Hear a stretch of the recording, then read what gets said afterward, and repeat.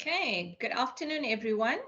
Um, you probably recognize me by now. We're going to go through to probably week 7 next week, and then week 8 of PR2. So what this basically is there was some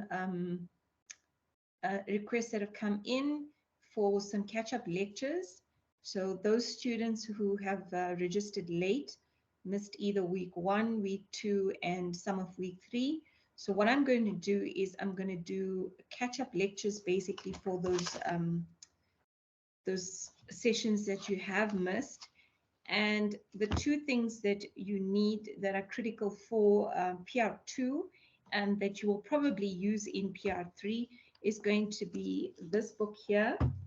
It's the, sorry, it's now, I'm not sure why it's doing that. So it's the Public Relations Handbook, the 11th edition. It has the image of the bees and the hive on it, right? And the other one is Connect Writing for Online Audiences. And those are the two main textbooks that you will need for this year and for PR3.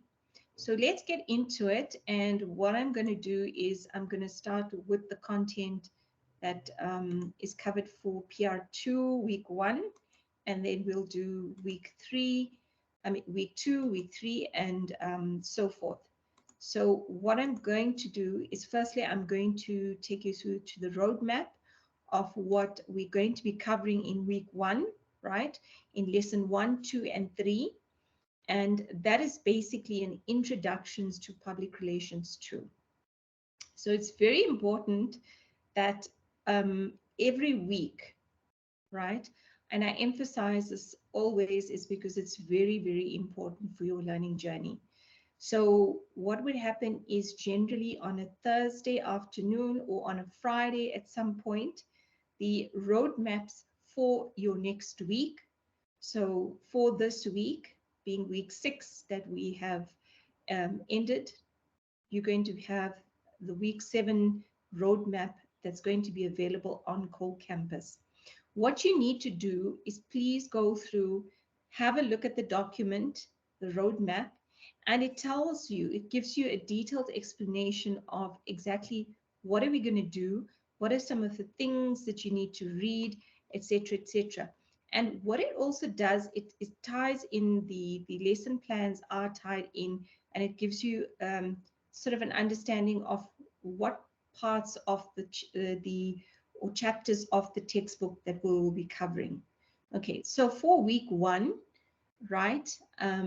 Firstly, welcome to PR2. So for those of you who are now have done week 6 and are now going to week 7, you would understand that the pace has picked up substantially. Your FA1 is going to be due shortly. So what we thought we'd do is close those gaps before you actually submit your formative assessment 1, and that you have a full picture of what was covered in week 1, 2, 3, for those of you who missed any of those weeks, right? So in the first year, PR1, what was covered was the basics of and the theoretical side of public relations. And we covered the small introduction into some of the practical work that is going to be done by putting together media lists, writing a media release, right? Now, those are skills that you will need in every PR2 assignment this year. In PR2, we learn to apply theory to real life situations, and that is applicable to businesses and clients. So you need to be creative, right? You need to bring creativity to the table. You need to come up with some really great campaigns for real businesses this year. Yes, so what we do with our case studies, we use in terms of the practical application, we use real case studies. So it's businesses that are in existence, entrepreneurs who have started their small businesses, and they're going to need assistance for a 6-month or 8-month campaign to be able to promote their business into the public domain, or to actually get more if you can call it awareness and education about a specific brand, a product, and what the company does. And they will look to you as being the public relations practitioner. So you can see the level that it's being pitched at. The work is now, it's moving into a more practical aspect. You're going to definitely need to use the theory side of it to supplement that in order to be successful in what you're trying to achieve. So in terms of lesson one, what we're going to cover is some of the basics of public relations, which was covered in first year. We basically we reiterate what was covered then, and we take a look at what you can expect in PR2 this year, right? We want you to successfully complete PR2 and then move on to PR3 next year, and to complete that and be successful and then get your certification. Okay, so it's a lot of hard work. Please be mindful that everything is tied into your formative assessments. So there were some links that we've added in that you can access. So some of the biggest PR and marketing trends to watch in 2023. Now, the thing to bear in mind is that we live, work, and study in an ever-changing environment. If you look at the COVID-19 pandemic, what that did, it forced us to study online, right? We weren't going to campus, and even in the work environment, many people worked remotely, right? Every year, there are different public relations and marketing trends that emerge, right? And that work really well. So as a public relations practitioner, one of the other things that you have to do and bear in mind is that it's not a one size fits all where we have the trends and what we've learned now, right? Some of the theory that we're going to learn and principles and schools of thoughts, with all of that that we're going to learn is going to remain forever. Some principles and theories, they remain in place. However, we have additional sort of elements that come into play as we progress every year, right? The trends change. So the trends, we've included some of the biggest trends to watch for this year.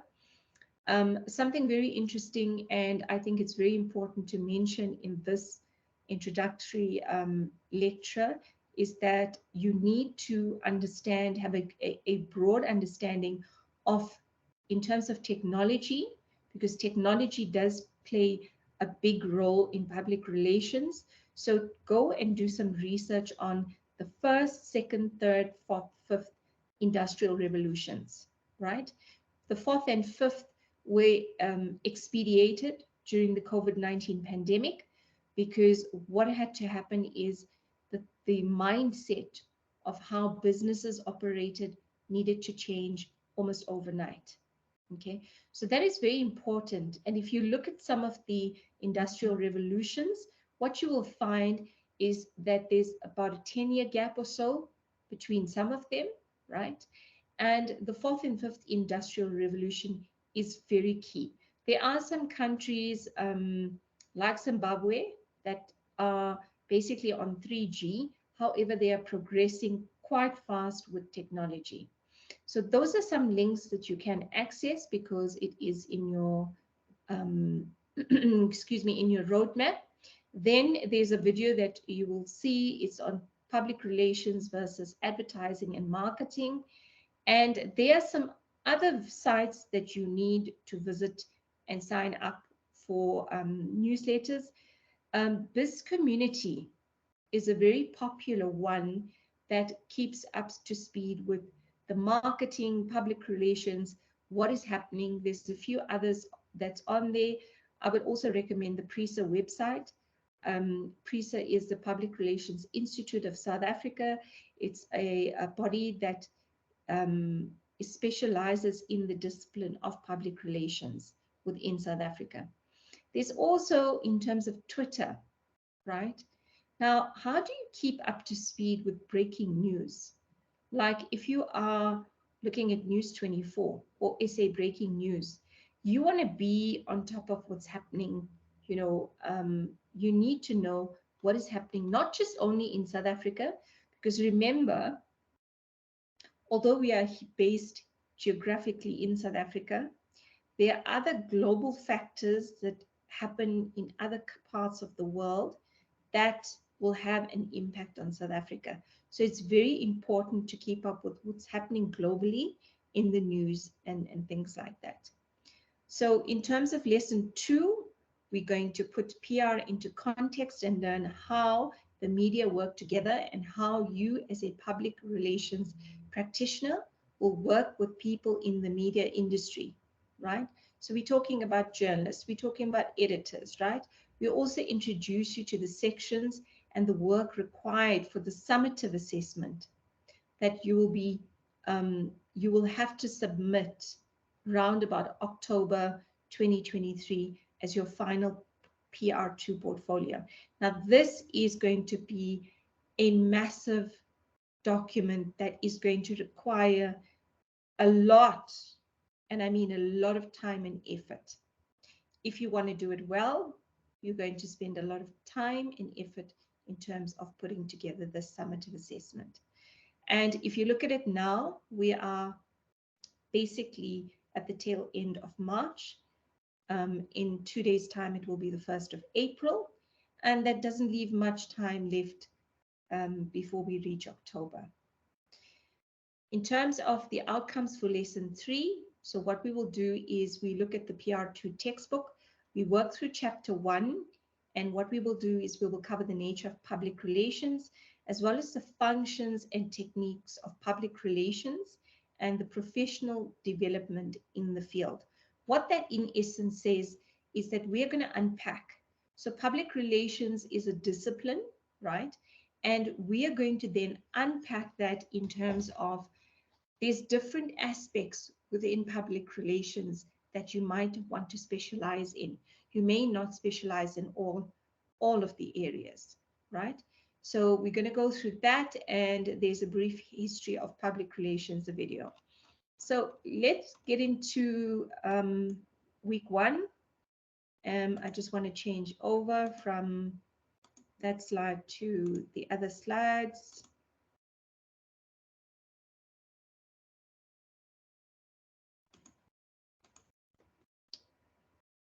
Okay, so when we kick off with public relations, remember most of you will still be submitting your public relations 1 summative, but you may not remember the definitions and the theory behind the public relations. In second year, what we do is we expand basically on everything that was covered in year 1, but we're going to be doing it in a more practical way, and you will start to see how real public relations is and how it can be applied to real life campaigns, right? So in year 1, we taught you the basics. It was an introduction into public relations. Everything from year 2 onwards will have the practical element to it. We, in our case studies that we put together, you will see all our real life cases of businesses that exist in existence that you will have to do research and you'll put together a plan or whatever it is that is required of you. So for example, the media release that you learned how to put together last year, even the media list, those things are going to be still relevant this year and next year. So you need to, as a refresher, if you have forgotten, go back and look at your notes and the material that was shared, and because it's going to be applied in this year. Now, the reality is, nothing in life that's easy is, they say success is not easy. You have to work very hard in order to achieve it. So the reality, and it's almost like pulling off the band-aid, is to tell you that public relations, the second year is not going to be easy. There are no tests.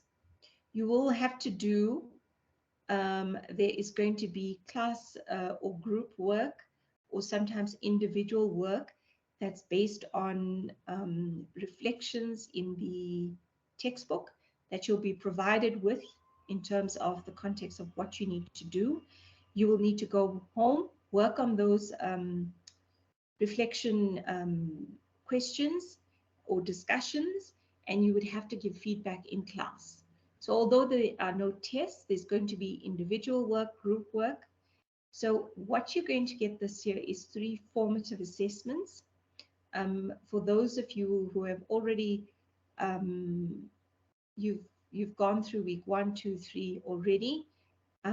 The formative assessment was briefed in the second week, so we will be covering that as well.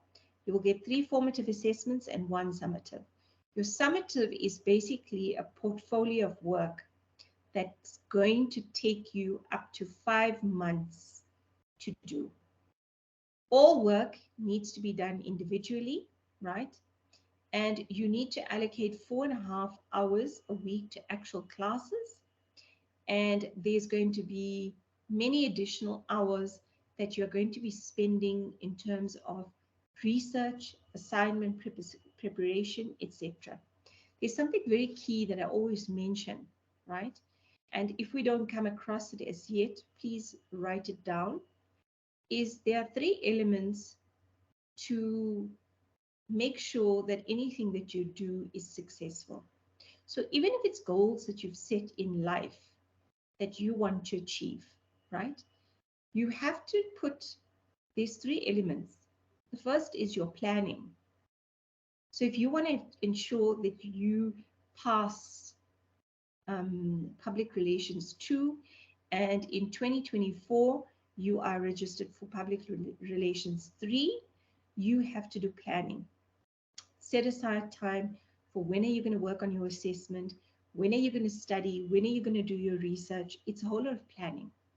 Then in terms of your research, right? Research is absolutely critical, and without it, you're going to fail if you do not use or do research, proper research, right? And then lastly is your monitoring and evaluation to ensure that you have met all of your objectives or the goals that you have put down on paper to achieve. So that is actually very important. And you'll see when we do the campaigns, when you need to actually put together, for example, a PRESA 7-step plan or anything that you're doing will require all 3 elements that I've just mentioned. So it is very important to remember that, that you need to be dedicated. Studying is not easy. Studying is hard work, right?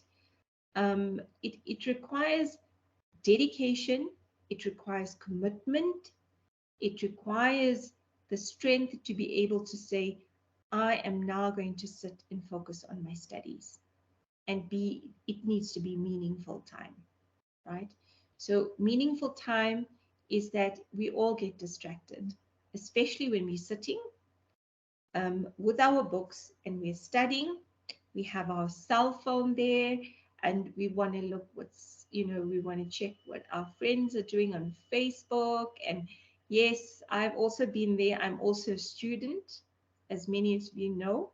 So I do the very same thing. However, if I'm going to do that, I know that I am taking away from time that I'm supposed to be studying.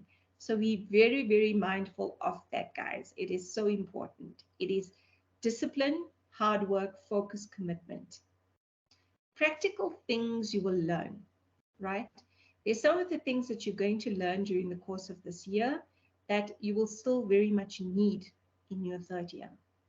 Is how to put together a social media strategy in terms of events or campaigns or anything that requires a lot of work where you've got to invite guests or whatever, right? It's not necessarily labeled just as an event. It can be called a campaign, an activation, right? You will learn how to put that together. You will learn how to write a sponsorship request letter. You will learn how to do a public relations campaign. Also, editorial angles and media lists will become second nature to you. It is extremely important that when you look at editorial angles and you need to write a media or press release, right? Or an article for that matter, that you have a specific editorial angle. And when it speaks to the media, if you do not have an editorial angle, right, you're going to lose the interest of the journalist that is reading the press release or the media release. Your end of year portfolio plans and preparations starts now. So we are already in, well, we've reached the end of week 6. So for those of you who are watching this, please remember you need to fast track in terms of your preparations, right? You have already started with it, but you need to catch up. Some of the things that we're going to cover as well is the internet and public relations. How do those two coexist? Employee communications, right? Financial public relations, direct mail, media relations, open days, event planning, activations, campaigns, the hospitality industry, and industrial relations, right? Those are some of the key terminology that you will find as we're going through. You will hear of it, and I will talk you through some of them. So, because you need to be very well versed about what is happening in the world, you need to be you need certain resources that you can subscribe to, right? So media industry websites and newsletters, you must. We're not saying it is um, what is the word? That it's not compulsory, that it's something that's voluntary. No, it is compulsory. You get the media online, this community publicity update. You get 80/20 that provides you with a fact a day. These are not just commercial websites, right? And they are free websites that you don't need to actually pay for them, right? They are there for industry members and professionals, public relations professionals, marketing professionals. And what they do is they provide interesting articles on the industry you're hoping to enter into. So for example, if there is, like, if you look at the Prism Awards that is run through PRISA, one of the things is they choose the campaign of the year. Now, what is nice is when you get the update in terms of that this company won, right? Um, they've put together a campaign, so an agency, a public relations agency has put together this campaign for the client, and it was declared the overall winner as a campaign of the year. Now, it is really good to go and read about the campaign, how it was executed, and all of that information. It is critical. It's vital to you, for you to do this. So please do so, right? So it's not just valuable for public relations students, but they're great tools for marketing, radio, and journalism students as well. You get you get to know what's happening in the radio space. You get to know about journalism. If there's a specific journalist that is trending in terms of articles that they write, there's opinion articles. And it's nice that when you read it, you're able to interrogate it. When you read articles, also look at the editorial angles for that specific. Try and identify things that you are learning into applying it, right? Or through application. So when you're reading this specific press release on the Campaign of the Year award, look at the editorial angles and how the article is written and how interesting it is. There are certain words we don't use to describe what we do in public relations, right? So it's very confusing. There are people who think that public relations is marketing, or public relations it is advertising. They are linked, but they do not mean the same thing. So marketing, advertising, and public relation are three separate disciplines. However, they are connected to each other. So we never say in public relations that we are going to market a product or advertise a product. In public relations, what we do is we publicize information that we in turn get editorial coverage, right? For which we are able to negotiate for that coverage, right? So if, for example, you want to get something published in a specific publication, you need to have a good editorial angle, right? And sometimes you need to pitch this to a journalist to convince them as to why that it would be a good idea to publish it. Now, when we speak about editorial, it means that we are not paying for the coverage. What that specific publication may say is that, can you put our logo on your company's website, right? So, or they may say, can you put in half a page, an advert, which you would then pay for, the marketing team would pay for, right? And then that would get published. The editorial aspect would then, you would not have to pay for it. So essentially in public relations, we do not pay for space in magazines, right? Or the way we use or we send our tools or whatever it is, like press releases, right? You wouldn't find a press release on a billboard, right? And even adverts. So this is still an advert that you would see in a poster or something. You wouldn't necessarily see it on a TV. You would see a television commercial, right? So it is very complex and you need to understand and to be able to differentiate. When we talk to journalists to get coverage using newsworthy angles, we need to be convincing in terms of why. Now, when you are engaging with journalists, there's something very important to understand is just sending an email with a press release is not even going to guarantee that that specific journalist has read your press release. Because if you've ever been, or if you get the opportunity to be in a newsroom where there's journalists and editors, and there's a buzz in a newsroom, right? What they are trying to do in that specific media house, right, if you can call it, or in that radio station, or in that in the, if it's a broadcaster, a TV, in that specific station, they are trying to get the best news, right? News, they want to get newsworthy information that they can publish, and that other competing, right, broadcasters or radio stations are not going to be the first to break the news. Okay, so what is public relations? You look at Wikipedia, and remember, this is something that we've mentioned when we get to research, I think, which we did cover this week in week 6 again, just as a refresher. So Wikipedia, when you go to Wikipedia, remember anyone can publish information on Wikipedia. What you need to do is, if you really want to use something from Wikipedia, please make sure that the source is credible. It's a credible source. It's not Joe Blog who has an opinion about something and he's put in a definition of public relations from his view.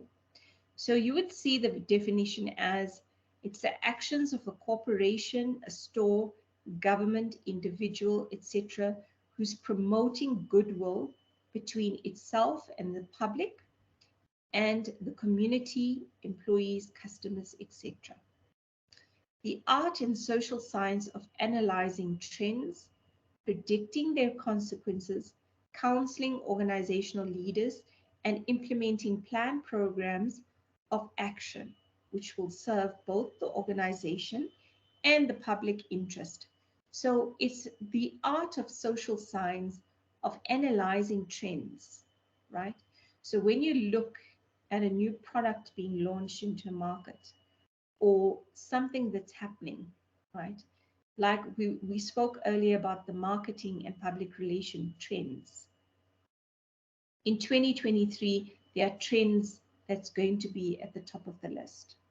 So you need to be ahead of the game to be able to establish what are these trends and how can you use, or are any of them relevant to apply through public relations, right? Predicting their consequences, counseling organizational leaders. So when you get to a very senior level and you almost become like a public relations advisor, where you counsel organizational leaders.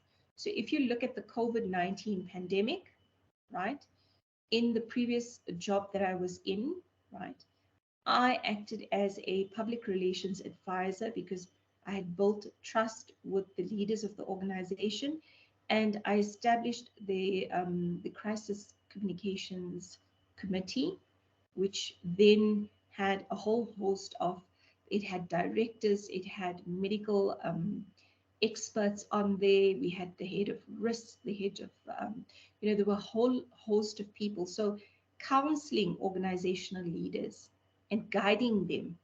When there's a crisis, you have to be able to navigate the company and also at the same time advise the leaders in terms of what is the best course of action to take.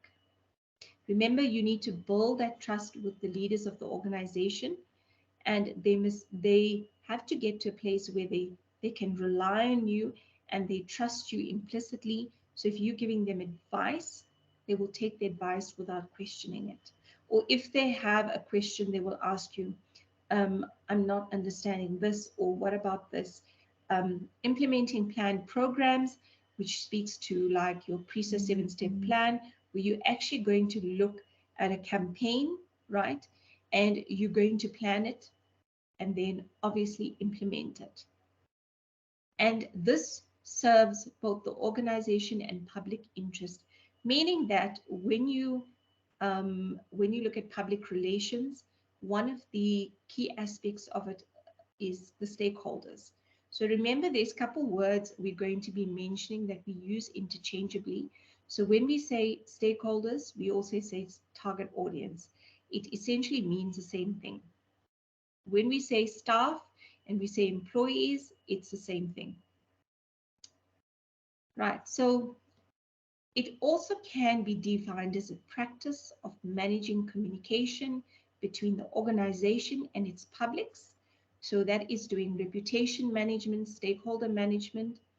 Public relations provides an organization or individual exposure to their audiences using topics of public interest and new items that provide a third-party endorsement and do not direct payment.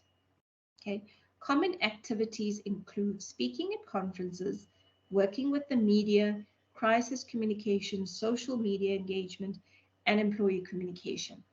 These are they are all different aspects within public relations, right? So what you're going to do is your PR1 textbook is going to be very important. So what I suggest to you is that apart from the two textbooks that I've mentioned that you need for year 2, please take out your PR1 textbook if you already haven't done so. And you're going to be referring, right, during PR2 and even in PR3 to some aspects of PR1 textbook. Now, there are various disciplines, right, within public relations.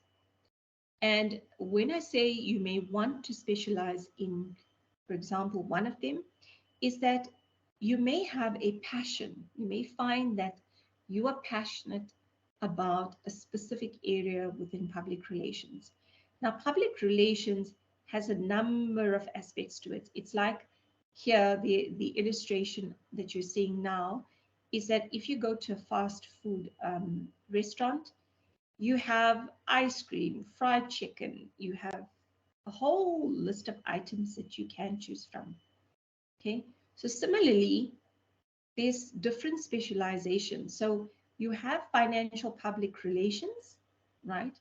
And you can also, it can also deal with, it's also called investor relations, Now, this aspect, what it deals with is when you're working, for example, in investor relations, and public relations, it's you, the public relations practitioner, but one of the areas you're going to manage is investor relations.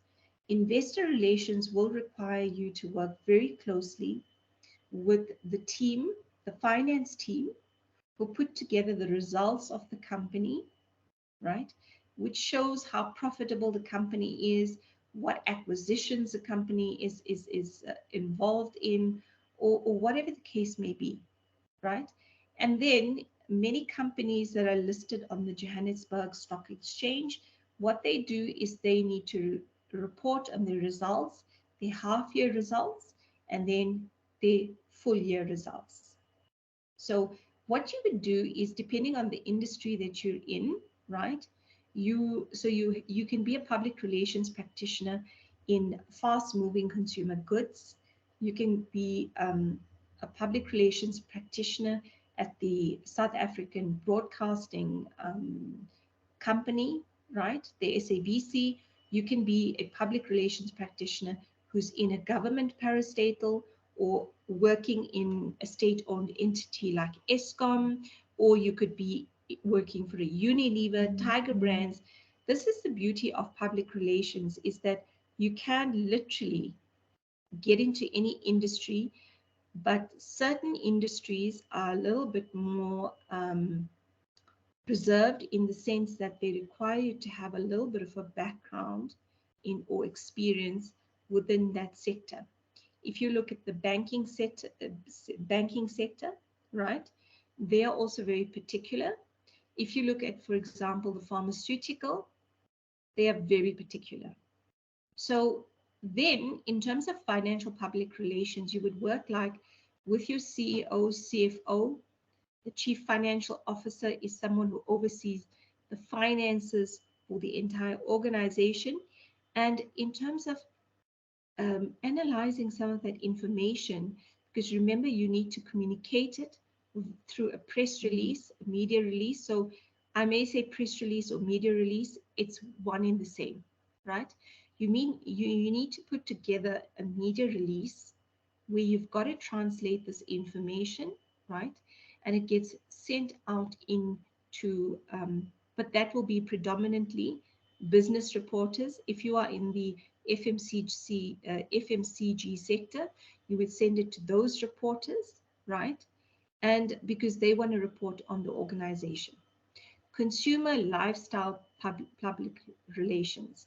So gaining publicity for a particular product or service rather than using advertising. So you would try and the reason why we reach out to consumer lifestyle, like your editors and journalists, because that would be the area of interest if it's a product or service. Right. We don't want to use advertising because remember what we said, public relations, you do not pay for the editorial or getting the information published, whereas advertising, you need to spend money. Crisis communications, right, is another aspect, or issues management, right? It's called issues management or crisis communication. That is linked to your media relations. So I'll explain to you how that works. Now, you would be responsible if you were the crisis communications public relations practitioner. What would happen is that if there is a crisis in an organization, just say, for example, there's something wrong with the product and this goes viral into the media. If you remember, not so long ago, Tiger Brands got into hot water. There was something wrong with some of their canned items, right? That is a crisis. So it's being able to respond. And the thing with crisis public relations tied to it is speed. It's you've got to be able to work very fast in order to get the facts in place. Now, your responsibility in that role would be getting the facts in place so that you can craft a statement, a media release to be able to send out. You may have to craft a response or information to inform employees what's going on, investors, etc., etc., shareholders. Um, Everybody needs to know what's going on. Now, when I said this is linked to media relations, is because generally when there's a company is in crisis, right? The media becomes a primary stakeholder. Why? Because they will be reporting this information in the media. So you may have a media relations person, right? And so in very big organizations, you have someone who deals with the issues management or crisis management, and then you have colleagues who are dealing with media relations. That is where an organization is like massive. They have many products, they have many services, they have to deal with so many stakeholders at any given time. So it is split. What that would mean is you would have to work closely with the media relations person. If you are crisis communication and media relations, then that would mean you simultaneously dealing with the media, right? So whether it's the journalists, the editors, in terms of getting the information out. And very important, which I've emphasized, is the thing about speed. When a company is in crisis, the media need to publish this information in the public domain, and they want information as soon as possible. So you would need to like really work very fast to be able to do that. Industry relations, and this would be providing information to trade bodies. So it's union members. So like we have COSATU, and there's different trade bodies for different industries, right? It's engaging with them, also building a very good relationship. There are many instances in organizations where your directors or senior management are not necessarily the people who engage with union representatives. It is another individual. So if industry relations falls part of your the area that you're specializing in, it would mean building relationships with trade bodies. Similarly, like we said, media relations, if you were responsible for media relations, you would also have to do relationship building with those journalists and media. Government relations. Government relations is basically when you need to engage, when an organization needs to, maybe they need to go out a tender and things like this, and they need to engage with a specific department, right? Either local or national government. It's someone, right, who's able to engage with those key stakeholders in those relevant ministries or departments, right? To be able to be involved in that decision. There are people who are they involved in policy making, right? So you want to engage with these individuals, right, and build a relationship. So government relations is not an easy. It's not the easiest of sectors to get into, but once you've built like really great relationships with government officials, right, it is becomes very easy. It makes the job very easier, because if you need to engage with a specific individual or official from a government department, um, on a, for a specific thing, whether it's a tender or on the pricing committee, because maybe your prices were too high, you need to reduce it because it's legislated.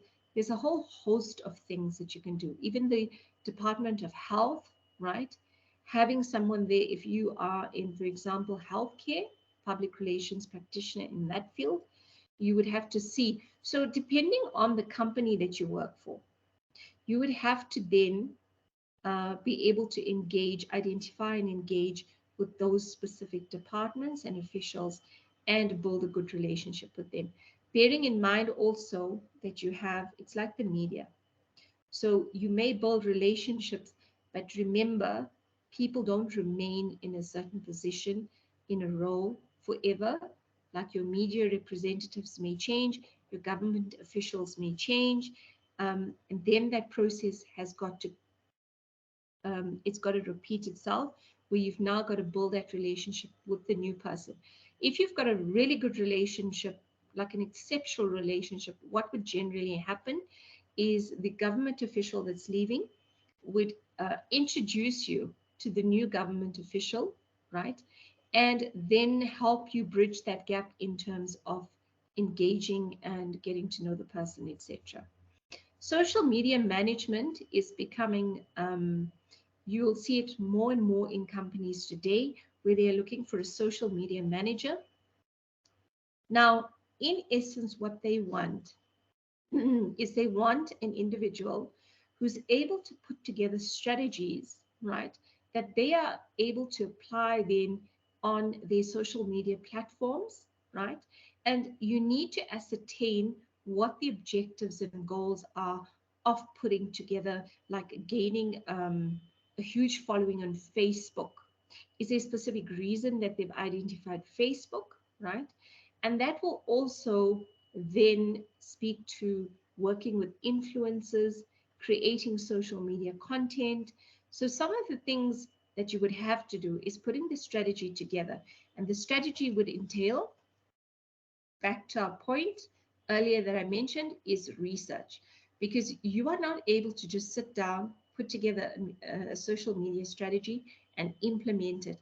You've got to have buy-in, and you've got to have that discussion, right, with the leaders or the people that you need to engage with in terms of identifying what are the key objectives of having a presence, a good presence on these social media platforms, and which social media platforms. So even as far as creating content, now remember, when it comes to messages, remember editorial angles, right? That speaks to the very same thing what you're going to do with social media content. You're going to have a specific angle or a message that you are going to build the write-up around and then have it published. Very key is that when you are responsible for things like this, is to ensure that quality matters all the way. So you've got to be very careful that when you're putting content, publishing content on social media, you are very mindful of a whole lot of things such as grammar, spelling, slang or swear words, things like that. And secondly, you've got to be also very mindful of the fact that in South Africa, right, and anywhere else, but in South Africa, we are a highly sensitive nation. So anything that comes across as racist or sexist or whatever it may be is going to be a problem.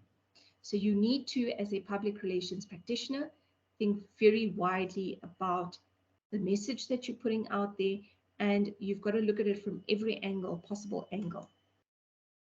Right. So now, if you are seriously planning to go into public relations, and I'm hoping you are, because it is something, it's a profession that I absolutely love. I'm passionate about it. I enjoy it. It's what, it's so awesome to find an alignment to what you're passionate about and to be able to do it as a career. So if you are planning to, and as I say, I hope you are, finish your second year, PR2, finish your PR3, and then you take it from there. So you need to start deciding now which field you want to enter into and start preparing yourself accordingly. Now, remember, there's a whole lot of areas that I've listed. The other areas that's not covered in there is corporate social responsibility. Maybe another area that you may be allocated, right? So there's internal communications, right? Where you specifically deal with the internal climate and culture of the company. It speaks to employees, working with employees, communicating with employees, creating a good environment where people are happy and satisfied and things like that, right? So the reason why we say is that you've got to start now is because then you know which are the areas that you really need to focus on and zone in, right? I was lucky enough to be able to have specialized in every single area of public relations, but that's just me. It's that is how much I have a love for the discipline, public relations as a discipline. What companies would you like to work for? Now, if you go out there and excuse me, and I've mentioned this many times to third year and second year students. If you want to know about a company, right, and what they stand for, the first point of contact or the first resource that you would look at, so research, coming back to research, you have to do research. You would go to the company's website, right? Remember, there's some companies that are global, or you call them multinationals, which means that they have a presence outside South Africa. If you're looking at South Africa specifically, make sure you are on the South African website and not in the US or something like that. Sometimes it does that, right? There's an area on the website, on the homepage, you will find they have several headings. It's about us, things like that. And then you have a section called investors or media relations, or you will have resource center, right? You go into it and you try and find the companies, and it's used interchangeably. It's annual report or integrated report, right? Now, you go and find the latest one, and most companies would not have done their 2023 annual report by now. They're probably busy with it. You will find most definitely the 2022 one. What you do is that document, it gives you a bird's eye view of the entire organization, everything from what the company's strategy is, their mission, their vision. Now, remember, not all companies have a mission and a vision. Some have one or the other, a mission or a vision, and some companies have a mission and vision. You will see what the company's values are, right? So it's things that they actually lead by in terms of walking the talk, right? You will see what their focus is in terms of employees. So a lot of prospective employees go to a company's website and they look at the benefits that the company offers. They look at the working environment, right? So it's important for you to have an understanding. I want to work in the pharmaceutical industry. I want to work in radio. I want to work on TV and be a presenter or an anchor or whatever the case may be, right? You have Unilever, which is a multinational company that produces products like Dove soap. You have Tiger Brands, which does Jungle Oats, right? Nestle, that does chocolates like Kit Kat, Bar One, all of those. So you need to understand. And then a lot of people now look at how responsible a company is. So you look at from a corporate social responsibility, what are they doing in terms of the work for communities and underprivileged areas within the country? What are they doing and contributing to? Other areas they look at is how responsible the company is when it comes to the environment, whether they do recycling, they measure their carbon footprint, and things like that. So start looking at that now and research, right?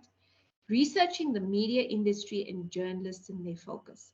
So what you can do is you need to look at the industry that you're planning to go into. So if it's fast moving consumer goods like a company like Nestle, Unilever, Tiger Brands, you would look at those industry specific journalists, right? And editors. If you're going into broadcasting, if you're going to go on TV or radio, right? Which media are going to cover that, right? Start reading the magazines, newspapers, websites, etc. that you would get to, that you can get publicity, right? You would look at also community radio stations and community newspapers. So community newspapers, generally, you can get editorial without, well, that's something that you don't pay for. and you can put in public relations in that newspaper. So even watching TV shows and getting to know radio stations. So become more familiar about TV stations, radio stations, and also look at TV shows, right? Look at what is the competition. Look at the streaming. Live streaming has become a big thing, right? Like your Netflix, your Showmax, and other channels that you can get. Look at those. Who are the competitors? If you look at telecommunications, right? You have MTN, you have Vodacom, you have Telcom, you have so many, right? Look at the competing, um, look at their competitors and try and identify them as well. Starting to get to know the media. Now, not just the media you're exposed to, you need to know all the media that each and every single target market follows. Now, what do we mean by this? So you're doing this campaign and you have a whole host of stakeholders, right? You have kids between the ages of, say, 8 and 12. Then you have working moms who only watch in the morning, half an hour, they watch an espresso show, or the moms that come from work or cook dinner. They may not cook dinner. The partner may cook dinner, and then maybe there's a show between 6 and 7 or 7 and 8 that they watch, right? The moms and dads at home, students, teens. You as students, right? What media do you watch? Or follow or whatever, or which platforms do you access information from, right? Single moms, business people, sports people, millionaires, farmers, retired individuals. Now, if your stakeholders were every single one of these ones that I've read to you, from kiddies to retired individuals, which is bullet point 3. Now, not all of the individuals, right, will access information from the same platform. It will be through different platforms. Each and every age group, every color, every kind of income, every geographic, even sexual orientation is something that is included as well. Now, remember, when I said, I've mentioned this before, you might have heard it, you may have not heard it. When you're looking at income, we don't say upper income, upper level, or middle income level, or lower level, right? We use the terminology living standards measure, which is LSM. Now, go and read up on LSM, right? How the income level is differentiated. So your LSM 10 is your very affluent, high net worth people. Your LSM 1 is people who are very poverty stricken. They have very little, they have minimal. So their income, they are LSM brackets. So when you're defining them, use LSM, right, in terms of that. Don't say middle income or lower income. It's actually better to use LSM. So you've got to take into consideration, and here we come back to research, is how are you going to know this? By doing intensive research. So remember, when we talk about the demographics, right, of our target market, so that is our stakeholders. We look at age, we look at race, we look at gender, we look at income, which rather use LSM, not high, middle, low, right? Geographical location. Are they in an urbanized area? Are they in a rural area? Are they national? Are they regional? And then psychographic speaks to personality and behaviors and attitudes, right? We never talk about class, right? Lower class, higher class, middle class. We don't use that kind of definition for individuals. Remember what I said earlier on is that South Africa, we're a highly sensitive nation, all of us, right? We have our stances on different things. So we need to understand that we need to be careful the way we phrase things and the way we package things, not to be offensive to anybody out there. Surfing the net. Sounds fun, right? So you need to know all the news, lifestyle, entertainment, sports, travel, etc., websites in South Africa, right? So when you look at a website and it ends with .co.za, right? It generally means it's South Africa. However, there's some companies that are South African based, right? That have a .com at the end. Now, the reason why they do this, and it's the very same reason that we've put there, is that they want to give the person the impression who is surfing the net that this is a global company. If you have um, um, a domain that ends with .com. Now, a perfect example is a company that I used to work for is Adcock Ingram, right? It's the second largest pharmaceutical in South Africa. That is a South African-based company. They do not have a global footprint. However, they have their domain is www.adcock.com. Why is that? Because they want to be perceived that they are global, right? In terms of even investors, even shareholders, or people wanting to invest in the business, people wanting to do business with the company. So just keep that in mind.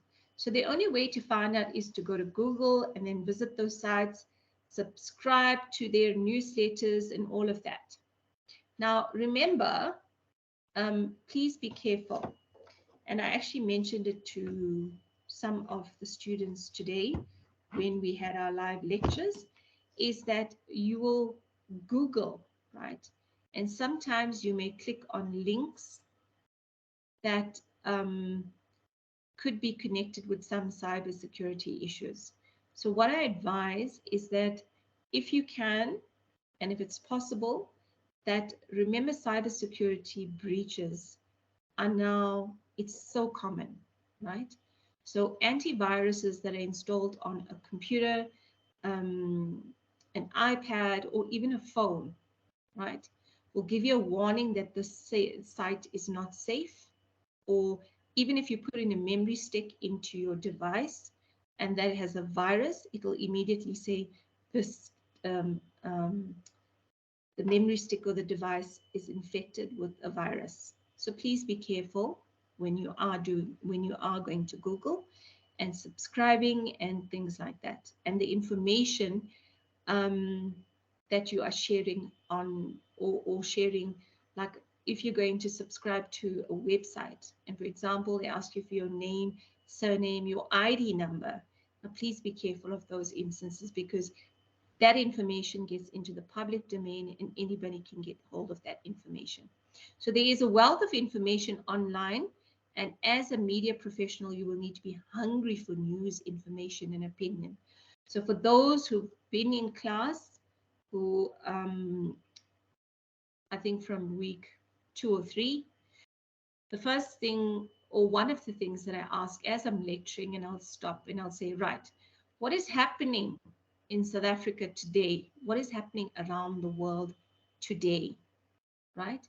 That is the information that you need to have at hand or in your head at any given time, right?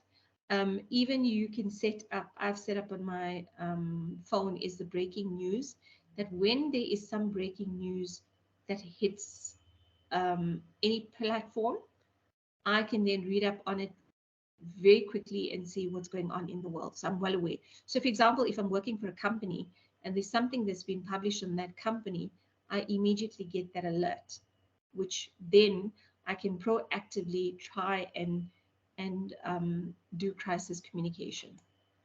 Twitter. So if you are planning to follow anyone on Twitter, make it worth your time. Follow South African companies, SA leaders, now political parties, etc. So you can see the kind of public relations that they're engaging on a daily basis. Remember, just be mindful and I have mentioned this. I'm not sure if I've mentioned it to you or not. When you are following companies or South African leaders or political parties or religious organizations, please ensure that they are not using any kind of hate speech or they're sexist or whatever, because what happens is if you are a follower, right, on Twitter to that specific company or individual, right, high profile person, and they say something of that sort on Twitter, you are by default automatically associated, right, to their opinion and what they're putting out there. Now, you may not know this, but it's something I feel that I should mention now, is that in many organizations today, they have a social media policy in place. Any new person that joins a company is given the policy. They're given, they need to sign it, that they've acknowledged that they've read it. And it also says that if you, although it's your own Twitter account, please remember that if you are associated with someone who is hate speech, racist, or whatever on there, you're going to get into trouble. So, yes, we've had this debate many, many, many times, but this is my social media platform.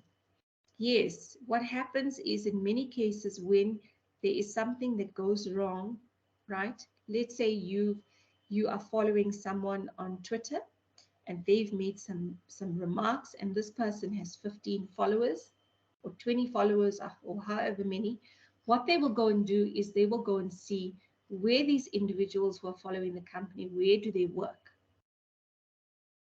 And there's been many cases, guys, I'm being brutally honest, companies have started putting social media policies in place because of this and the association, right?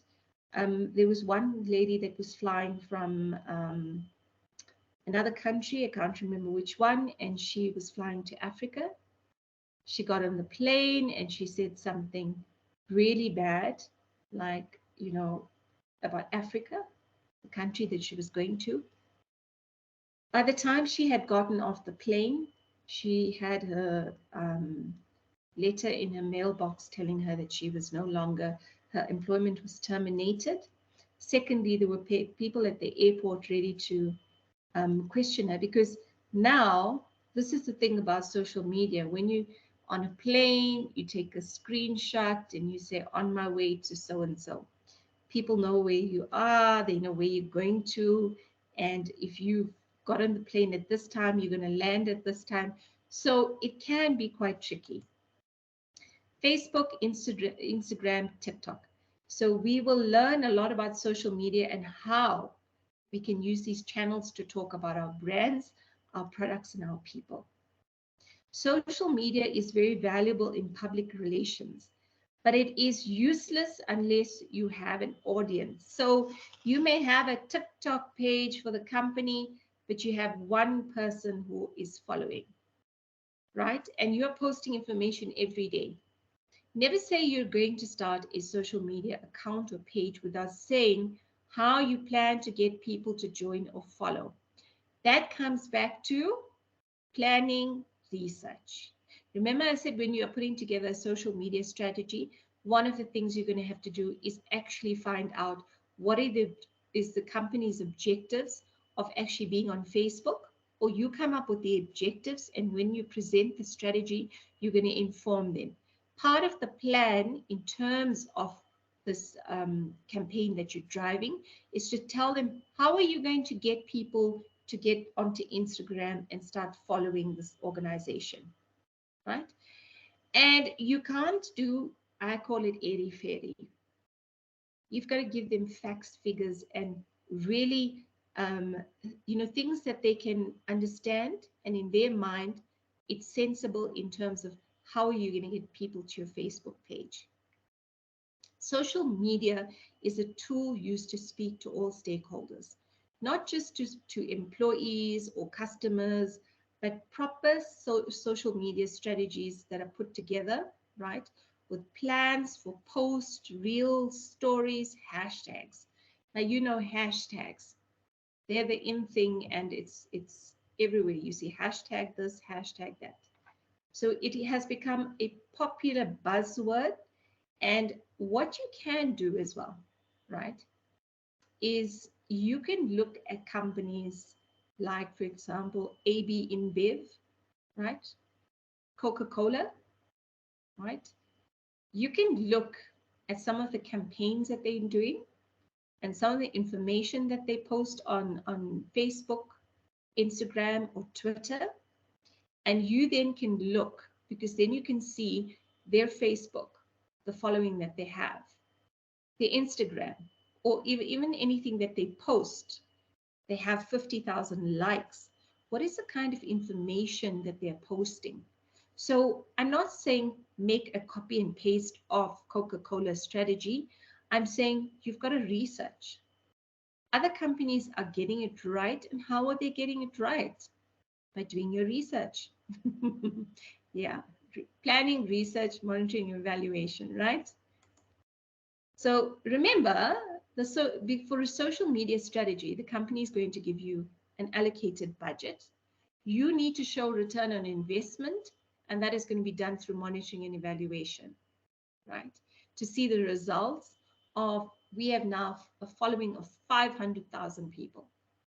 So journalists, guys, this is very important. It's got a reminder stamp there, important to note.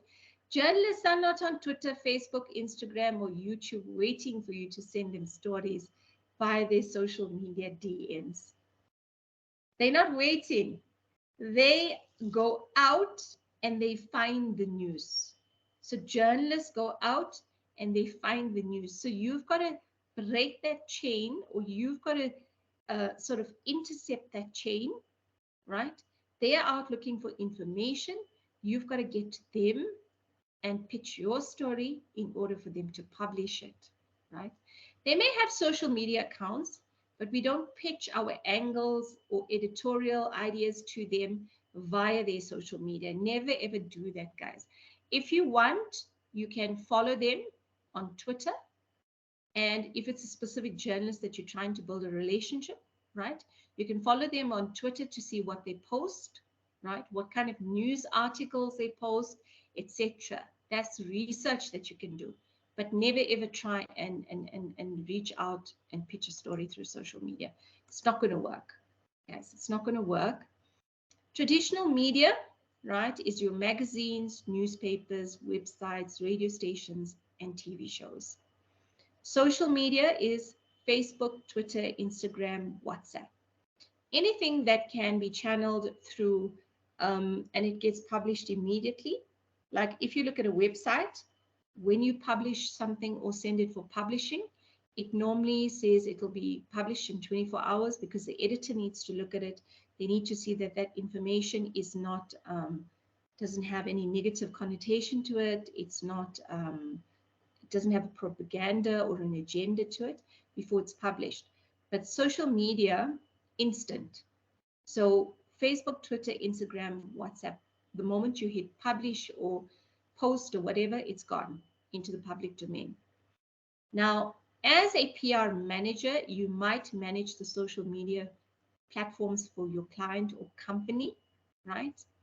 So you have social media managers now because these roles have become they're high in demand, and it's a role on its own, which also falls under the public relations banner. Your social media strategy will be used to promote the things your marketing, PR, promotion teams are doing, right? So whatever is being done on marketing, right, or advertising, you're going to use Facebook to say, hey, we've got this new product that we've just launched, you know, and it's available. The first 50 customers to go to these stores will get a free sample, kind of thing, right? Because remember, your marketing and advertising teams generally have bigger budgets. In most companies, this is a general statement from the ones that I've worked with, they have far bigger budgets in public relations. So you would have to leverage on them if you're going to run competitions and things like that, right? Social media is used to communicate with customers and any other stakeholders. So you could use Facebook, or you could use, remember LinkedIn is also a social media tool, right? But depending on what the company's strategy is, you would have to decide which social media platforms are appropriate. Remember, when it comes to things like WhatsApp, we have the POPI Act, which is called the Protection of Personal Information Act, which came it was legislated in July 2021, right? It took effect then.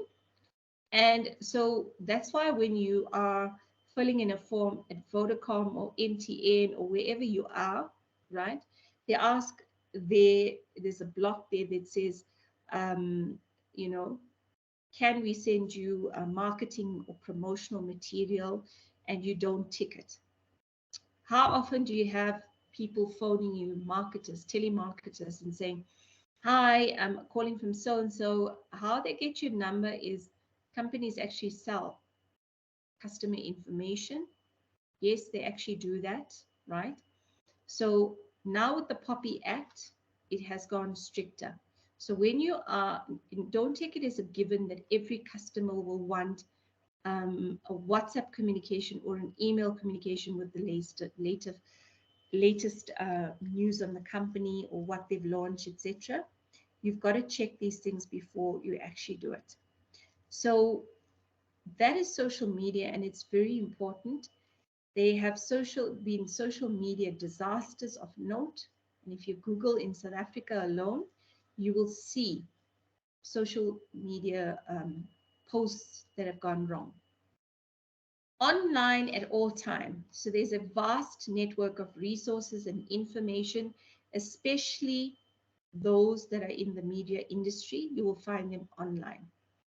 Now, things like vloggers and bloggers. Yes, vloggers. It's also called vlogging or blogging, or whatever the case may be. So you need to spend time getting to know people, because there are people who do blogging on a full-time basis. It's a full-time job for them. Now, if there's a specific influential blogger, you're going to do the same thing that you would do in terms of getting to know your stakeholder or the blogger, like a journalist. If you're getting to know a journalist, similarly, you would try and get to know the blogger, right? Even websites that publish information, you need to know who's the editorial team for those websites. So there's no excuse for not knowing something anymore. If you don't know, then you must find out. If you are curious and the question is stuck in your mind, ask questions. Research, research, research. The same goes very much in terms of teaching. If you don't know, you are not understanding the concept that Kavita has explained, please ask the question. If you do not want to use the the PR2 WhatsApp general group that I've created, you have my details on Call Campus, you have my email, and you have my mobile. Pop me a WhatsApp, pop me an SMS, or pop me an email and ask me. Or if you are in class and after class, you may stop by and say, you are struggling with X, Y, and Z. So if you don't know, find out by asking. That same goes for your material that we are trying to teach you. And research, research, research. Yeah, you guys are going to be so tired of me telling you about this research story. But guys, it's a proven theory. It's not just something we saying airy-fairy out of nowhere. It is an absolute fundamental of public relations. You need to be able to do that. And there are instances where people go online and they say, I can't find something. Now, remember how the web and the internet works, is that if you put in specific keywords, right? If you type in South Africa, the web will bring up resources, every and any kind of resources that have the word keyword South Africa. But if you put in specific keywords, it will then narrow your search down to a number of resources that you can use those. So as a second year media student, right, you need to have an opinion, but it needs to be an informed opinion. Now, what do we say by that? So yes, by all means, have an opinion, right? Now, if you're telling me that the population of South Africa is 100 million, I'm going to debate with you and say you are insane. Where did you get that from?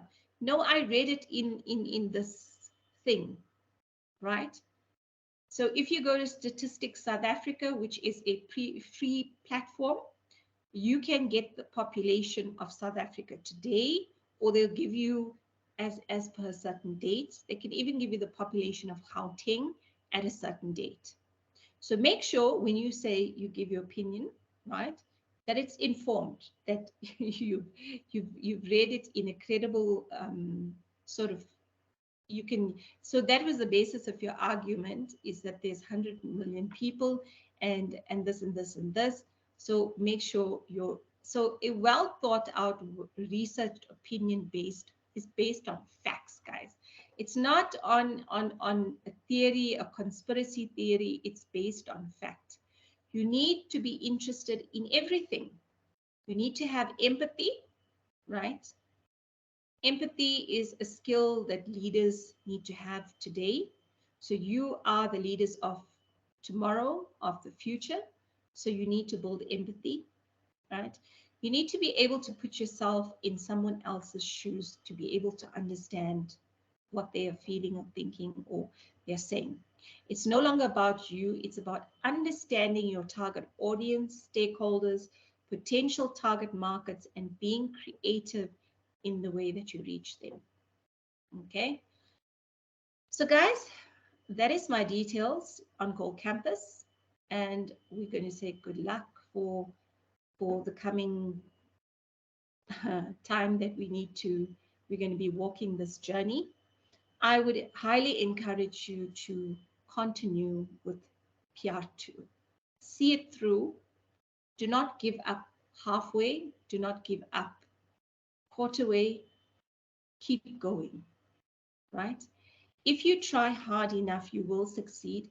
But if you give up halfway, you will never know whether you were truly going to succeed or not. So that is something that please keep in mind. Okay. So what we're going to do now is we're going to go through to, remember this is week 1. So there are a number of things that we need to go through. And this is lesson 2 that we're going to cover.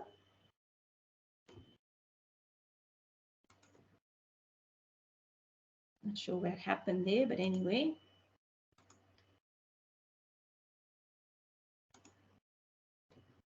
Give me 2 minutes.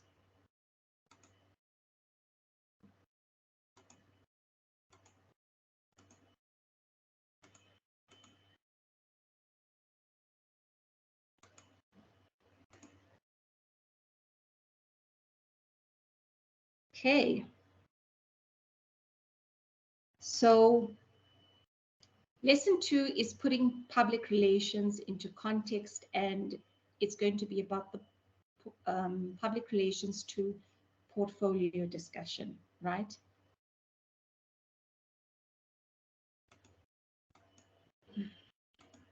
Don't know what's wrong with my slide.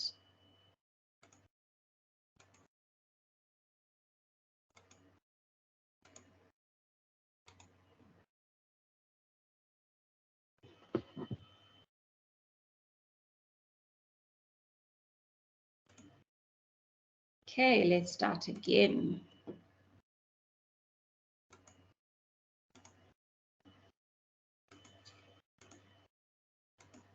Okay, so for some reason, when I go into slideshow, it does something a bit weird.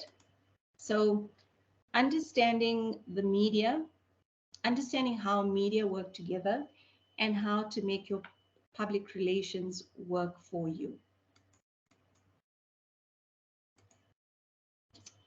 Right, so by trying to get this sorted, right, so working together from a public relations point of view, right, by understanding how all media work, you as a public relations officer will be able to understand how to make media work for you so that you can get coverage. And one of the important things we said is that you need to build relationships. Now, when I say building relationships, is building a professional relationship, right, with a journalist. Because remember, if once you get to know a journalist really well and they get to know you really well, you get to a point, and I'm speaking purely from experience, where you can have some of the top journalists who have your cell phone number on their phone and you have theirs. And when they call you, you see their name and you know it's them, right? So what would normally happen is, in a case of a crisis, if you have a really strong relationship with the journalist, before the journalist publishes the story, they will call you and ask you for comment. I've had this happen countless times when I managed media relations and crisis communications, right? They call you and you said, we need a comment on this. There's a couple of things you need to do. Is you need to understand is that when you work with the media and they need to publish a story, they're normally on deadline. So what you need to do is you need to establish, so whether it's in the marketing, radio, television, newspaper, magazine, blogs, websites, social media, right? It's all of these platforms that you are going to get editorial exposure for your clients. What you need to do is you need to build a strong relationships. So in the case of something going wrong, or if there's something negative in the media that has broken, that you can manage that crisis very well if you have good stakeholder relationships with the media. Now, what is editorial coverage? We've mentioned this word, right? So it is coverage. Basically, it could be a media release, right? Which expresses an opinion about something that it's not paid for. So your CEO, you've got a new CEO, and of just say you work for the Reserve Bank, and we have a new governor for the Reserve Bank, right? I'm just using an example. So you are not going to pay for this coverage. You are going to get an editorial angle. You are going to write up a media release or an article or whatever information, and you are going to get it published.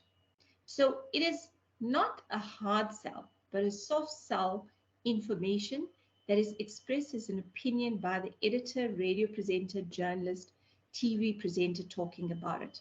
So when you have, for example, an interview on MoneyWeb and they're talking to the CEO of your company, right? And they are asking them questions. So the presenter will ask the CEO questions and the CEO will answer. You often see it on these on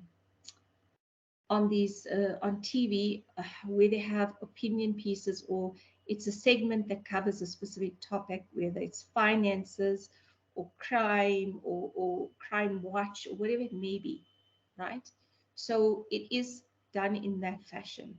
So it involves finding interesting angles or ideas about the product or service that you are working on.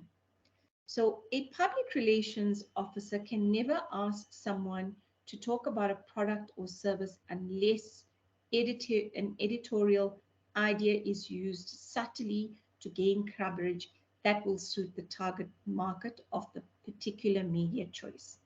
Now, if you look at a women's magazine, Cosmopolitan, there's a new hair product, and they have, in the back, towards the back, you find there's articles about, so for example, the editor has tried 3 different hair care products or face skincare products, and then they would go, you would send them a sample of the product, they would try it, and they would publish something.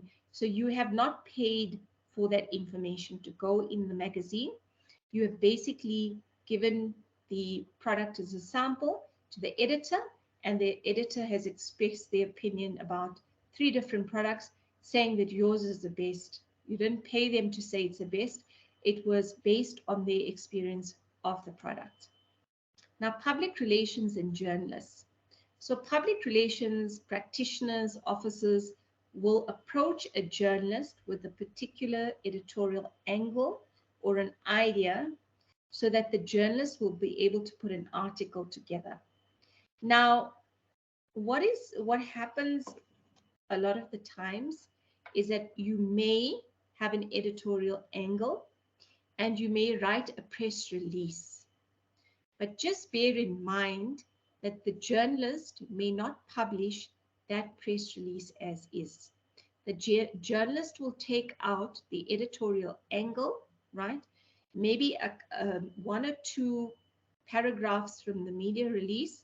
And what they will do is they will say, I want to ask these questions. So they will mail you a set of questions, or they will call you and they say, I want to interview you on this.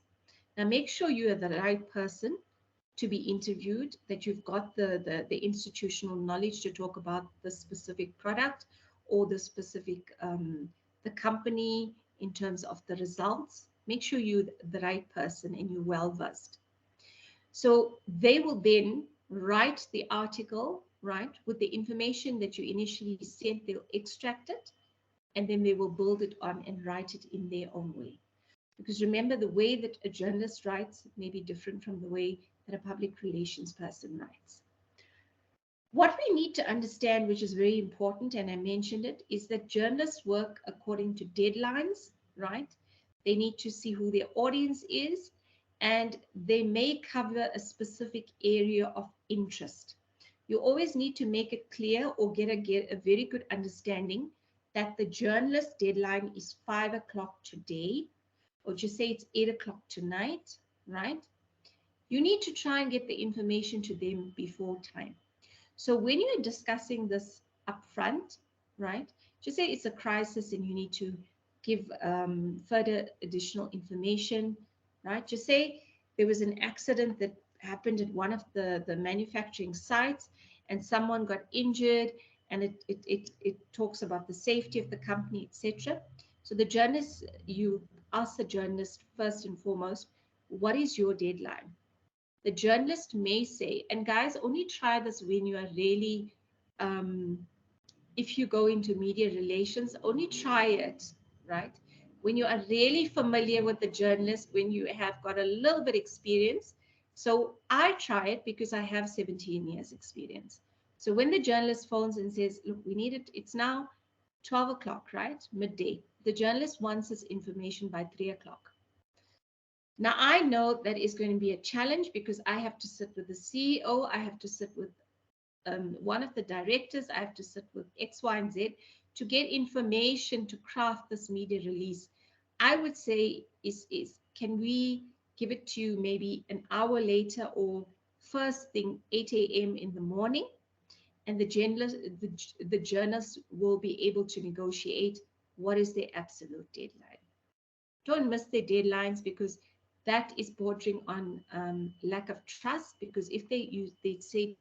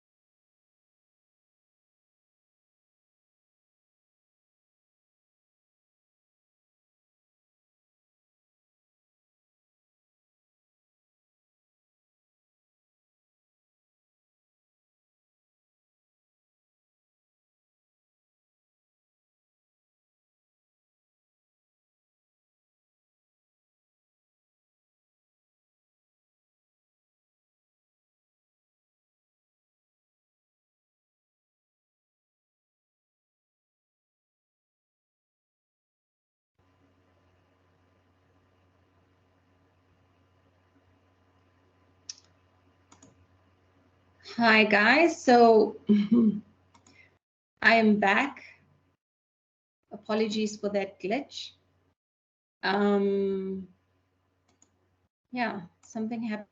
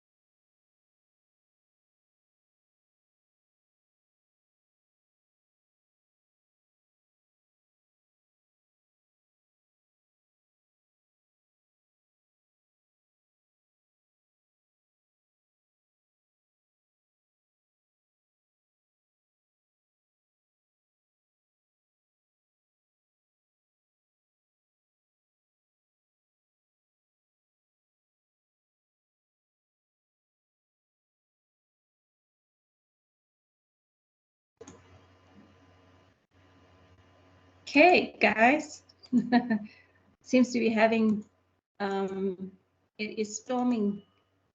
So it seems that that's affecting the Wi-Fi connectivity. But yeah, so public relations officers or practitioners will approach a journalist with a particular angle or idea so that journalists will be able to put an article together. Now, the key thing to remember is that journalists work according to deadlines, right? When you call them, you need to, or they call you, you need to understand that they need a deadline or they are working towards a deadline. And that if they say they need it at 8 o'clock this evening and you do not send it to them, you are going to have a challenge because you are not building trust through not being able to deliver on time. The other thing to remember is that when you are sending journalists information, remember it's a press release, and you would also attach some images that you think would be worthwhile going with the article, because often what happens if journalists don't have images, they don't have the time to go back and forth and contact you for information or images. What they will do is they will just source an image online, even if it's an incorrect image. Sometimes companies change their branding. It may be the old look and feel of a building that will be included with the article. So that is something very important to remember. Okay. So public relations in marketing. Now, this was covered in Public Relations 1, right? Is that public relations and marketing, they are not the same, however, they work hand in hand. Public relations helps promote the marketing campaign, right? By using editorial information about the marketing campaign to get editorial coverage. So there will be a marketing campaign on a specific product, service, etc. What you would do is extract information from that marketing campaign, images of a new product, images of a new service that's being launched, or a new technology, and you would use that. So if your company is launching a new technology that will be used in something it's a first of its kind, right? Speaking to the fourth industrial and fifth industrial revolution, artificial intelligence, and you would then work with the marketing campaign, get the information. You would look at the tech magazines, or you would contact the journalists who are in the tech space for different newspapers. You would look at radio stations to have this pitched and broadcasted. So to get it pitched to the editor or journalist, and to have it promoted. So the public relations person must also be able to understand marketing and how it works in order to see how publicity and public relations can work with it. Sometimes when economically, there's not enough budget, and there are times when marketing and advertising budgets do get cut back. This is where public relations, right, will fill in that gap to be able to get exposure at no cost. So you will hear terms like companies may have a shoestring marketing budget, right? They have very limited budget, and public relations then fills that gap, right? And will assist. Now, the thing about public relations and marketing, it means working in cross-functional teams. That means you will have to work with the marketing team, and the marketing team will work with you, because you are also trying to assist them in terms of they do not have sufficient budget, and in terms of getting the exposure out there.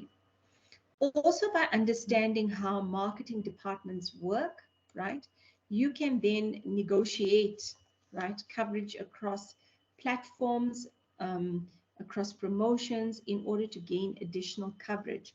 Sorry guys, what I need to do is my phone is about to die, and I have just connected my phone as a hotspot. So I'm quickly going to get the cable that connects to my phone to the laptop, so it can charge, because I do not know what's wrong with the Wi-Fi. So give me 2 seconds, apologies.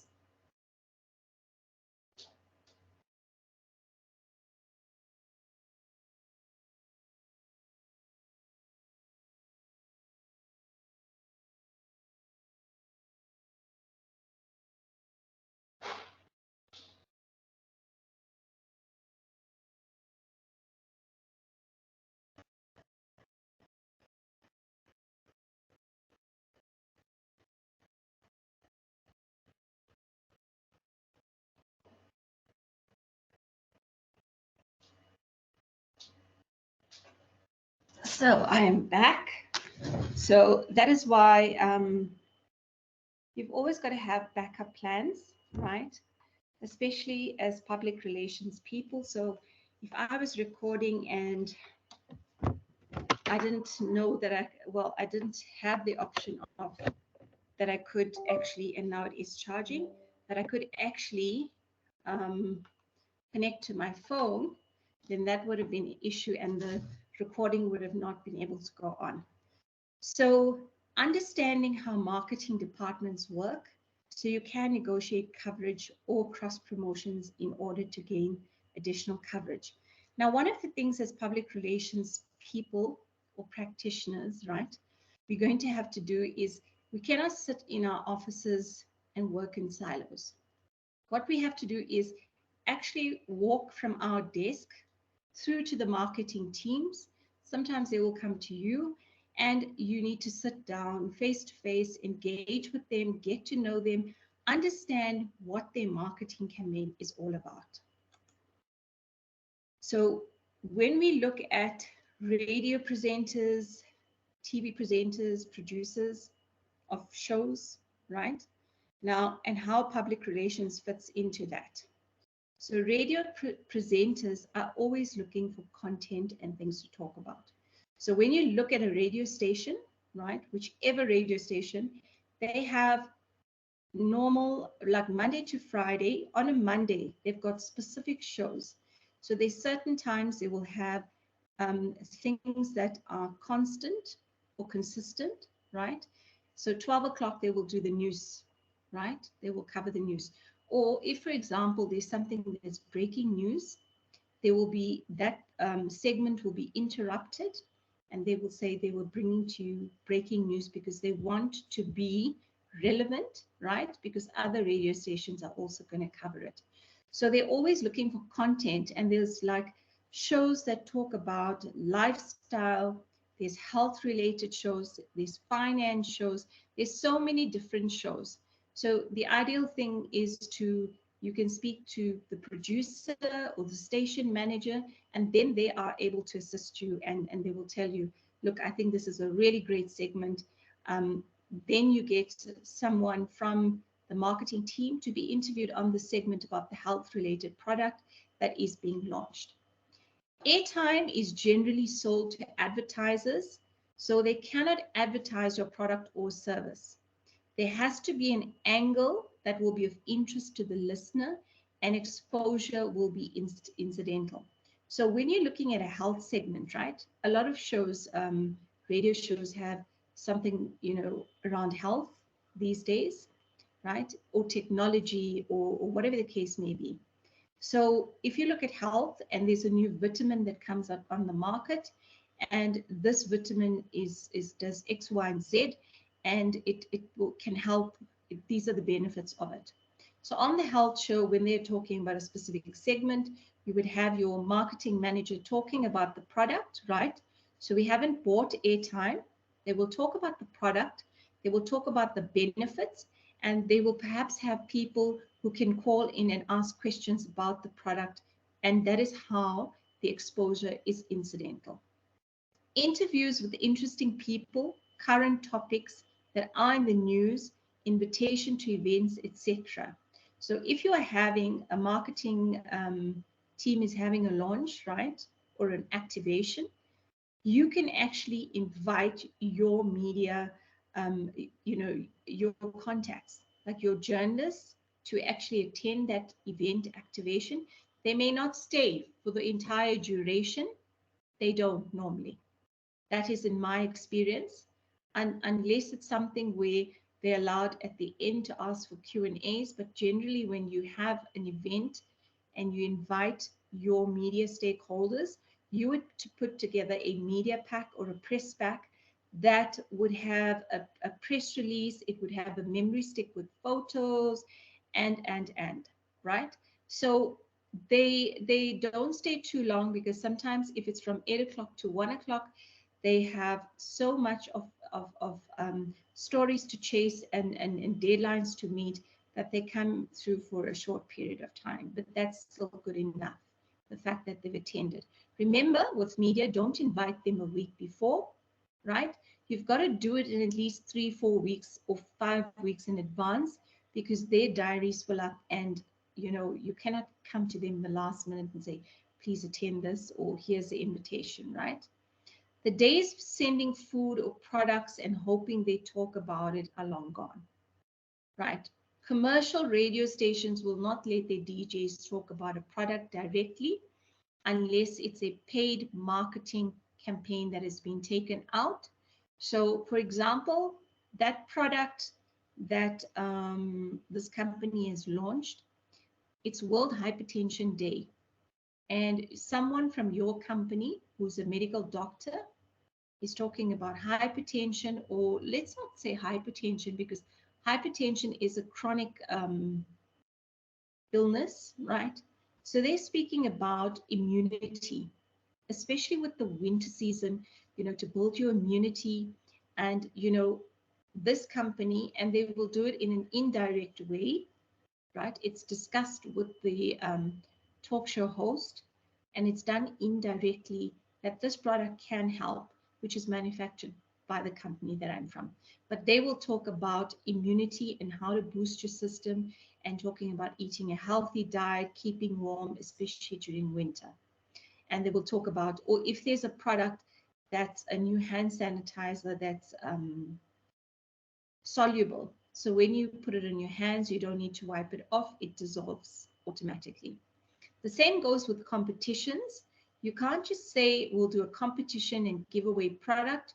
You have to buy airtime, so it falls under promotions or marketings to range. So if you want to give away 5 hampers, right, and people phone in and answer questions relating to a specific product, right, that will come out of the promotions or marketing budget. Public relations and news websites. So public relations practitioners need to work with website journalists to get articles or interviews published online.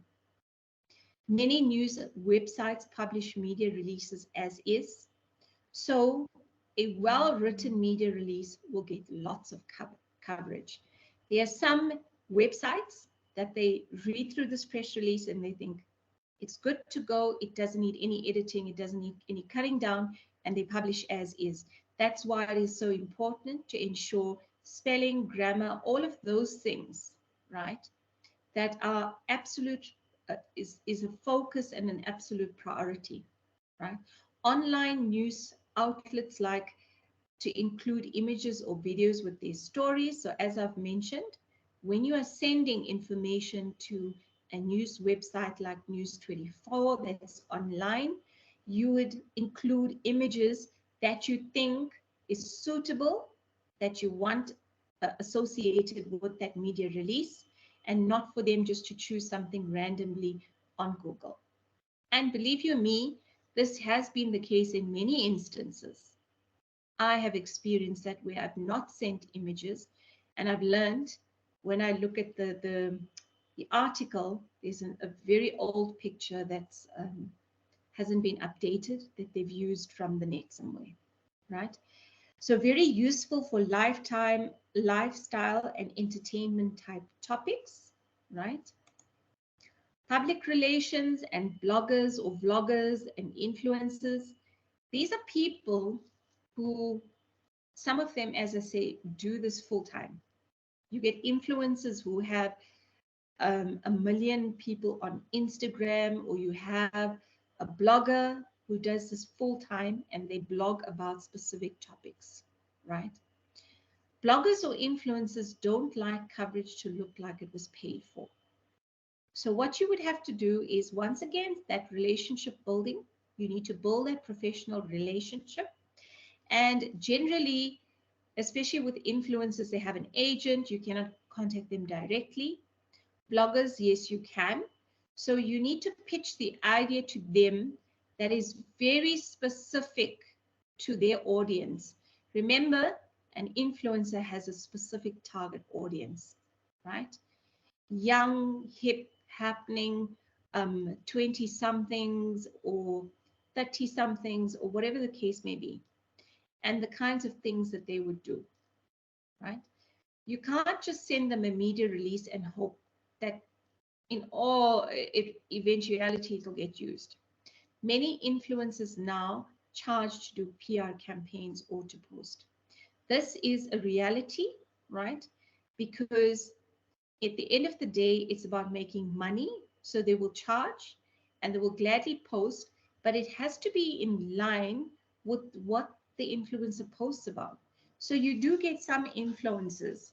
They wake up in the morning and they said they post on different things on Instagram, that I've used this face mask last night and this morning my skin feels like $1,000,000, right? And then they will go to a specific gym and they've had a workout and they will say, this is a great gym.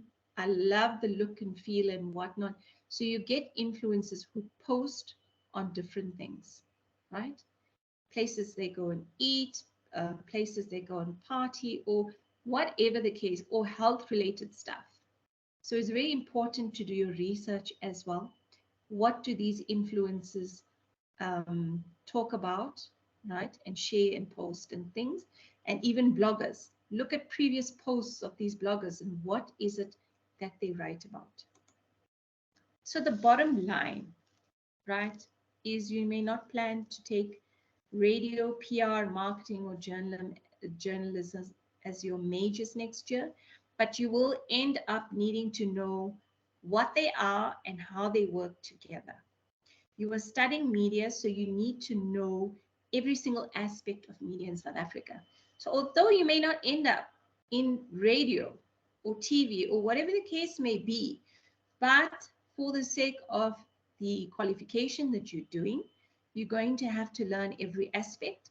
And depending on the one that you want to specialize in, then you will be able to major in that and continue with that. And hopefully it is public relations. That's something you want to go into as a career when you end, year 3. Now research. Oh my word, it's the dreaded word again, guys. So over the last few years, many magazines and newspapers have closed down. Radio presenters have changed. Time slots and TV shows have been cancelled. You cannot afford to look like you don't know what's going on in the South African media industry and that your knowledge is outdated. Things change all the time and it's up to you to keep up to date with those changes. Guys, remember during COVID-19, what happened? How many publications, magazines shut down? Why? Because of the economic instability of the country, right? People also didn't have money to go out and buy magazines. Those were luxury items, right? Many people in a household, or every single person lost their job. Maybe one person lost their job. It was a reality. So that is why it's very important. Although last year you did a media list, and for your FA1, which we'll talk through for those of you who we haven't gone through that, you need to put together a media list. No, please don't use last year's ones, because editors, journalists, publications, they all change. They all change. There are new publications that have come out, right? You need to know this well enough. How do you keep up to date? Visit the websites of radio station, check their lineups, right? Who are the anchors? Who are the presenters? Who is the station manager even, right? If you go to media owners like Media 24, Kakiso Media, Caxton Publishers, SABC, Naspers, Prime Media, right? And you go and have a look at the website and the contact, and under the contact us section, you'll have editors or station manager or whatever the case may be. Follow what's happening on Biz Community or the media update platforms to find out what's going on in the industry. Remember, there are going to be times where there's going to be industry-related trends in public relations, things that are working really well. You need to have your finger on the pulse. Google the media before you even put them on the media list, because the likelihood of the journalist who was there for your 5 publications last year or 10, the possibility of them all having changed is very high. Right, so public relations and your future. Now we're moving on to chapter 1 of the textbook. You need to start thinking like a public relations professional. Look at the world of public relations and all the opportunities that exist. You may not want to major in public relations, but over the next year, PR2 will teach you skills that you will be able to use no matter what field you go into. Guys, it is really, really important that you fully maximize your learnings over this year and next year, because this is precisely this, is that irrespective, even if you don't stay in PR, the skills that you build, right, and the knowledge that you learn, you will be able to use it in the future. You may even become an entrepreneur and start your own business and need to have media coverage, right? Even an entrepreneur needs to know how to market, how to get editorial, right? For free, not to be able to pay it, especially when you a startup, which means your company's brand new, you don't have a lot of funding, right? And you want to promote your business. You're going to have to know how to do a social media strategy. You're going to have to know how to get media coverage, how to pitch an editorial angle. Maybe you need to have an event, a launch event, right? So remember, all that you are learning, you can apply it in a different aspect in whichever career you embark on. So would it be better for you to write your own media release than to pay someone to do it for you? If you ask someone to write you a media release, you give them a brief, right? They're going to charge you 3,000 Rand, up to 3,000, 4,000, 5,000, depending how big that public relations agency is that you ask. If you ask a freelancer, it may be 3,000 or whatever. They will tell you, this is my hourly rate. It took them 3 hours, and this is what you've got to pay them. So it's so much easier. You can save a lot of money. Maybe you need sponsorship for an event and you don't know how to ask. Maybe you with your own business has employees and you want to make sure that you have a good company culture that speaks to employee, your internal communications and employee relations. The skills you will learn in PR will help you in any media field you choose to enter. Okay, so with time running out and October upon us drawing closer and closer and closer, we are now almost into winter, right? So you will have, if this was week 1 and I was briefing you, so it will say you have just over 5 months to work on the assignment and will receive the briefing documents just before the June-July holidays, which is still coming up. So the portfolio combines all theory covered in Public Relations 1 and Public Relations 2. It has 7 sections and each section has several components to it. We give you 5 months to do the portfolio because it takes 5 months of commitment, hard work, dedication, and in order for you to work as creatively as possible and as professionally as possible to put together this assignment. So please keep that in mind, right? Oh, what's my screen doing? Okay. So the 7 sections of the portfolio, right, includes the following: a detailed introduction that explains your business, your vision and mission, your target market and your stakeholders, a media relation. Second part of the portfolio is the media relations strategy that includes a media list, a media release, a discussion of the public relation tools that you will use, as well as examples of editorial angles and ideas. If I'm not mistaken, it's 3 or 5.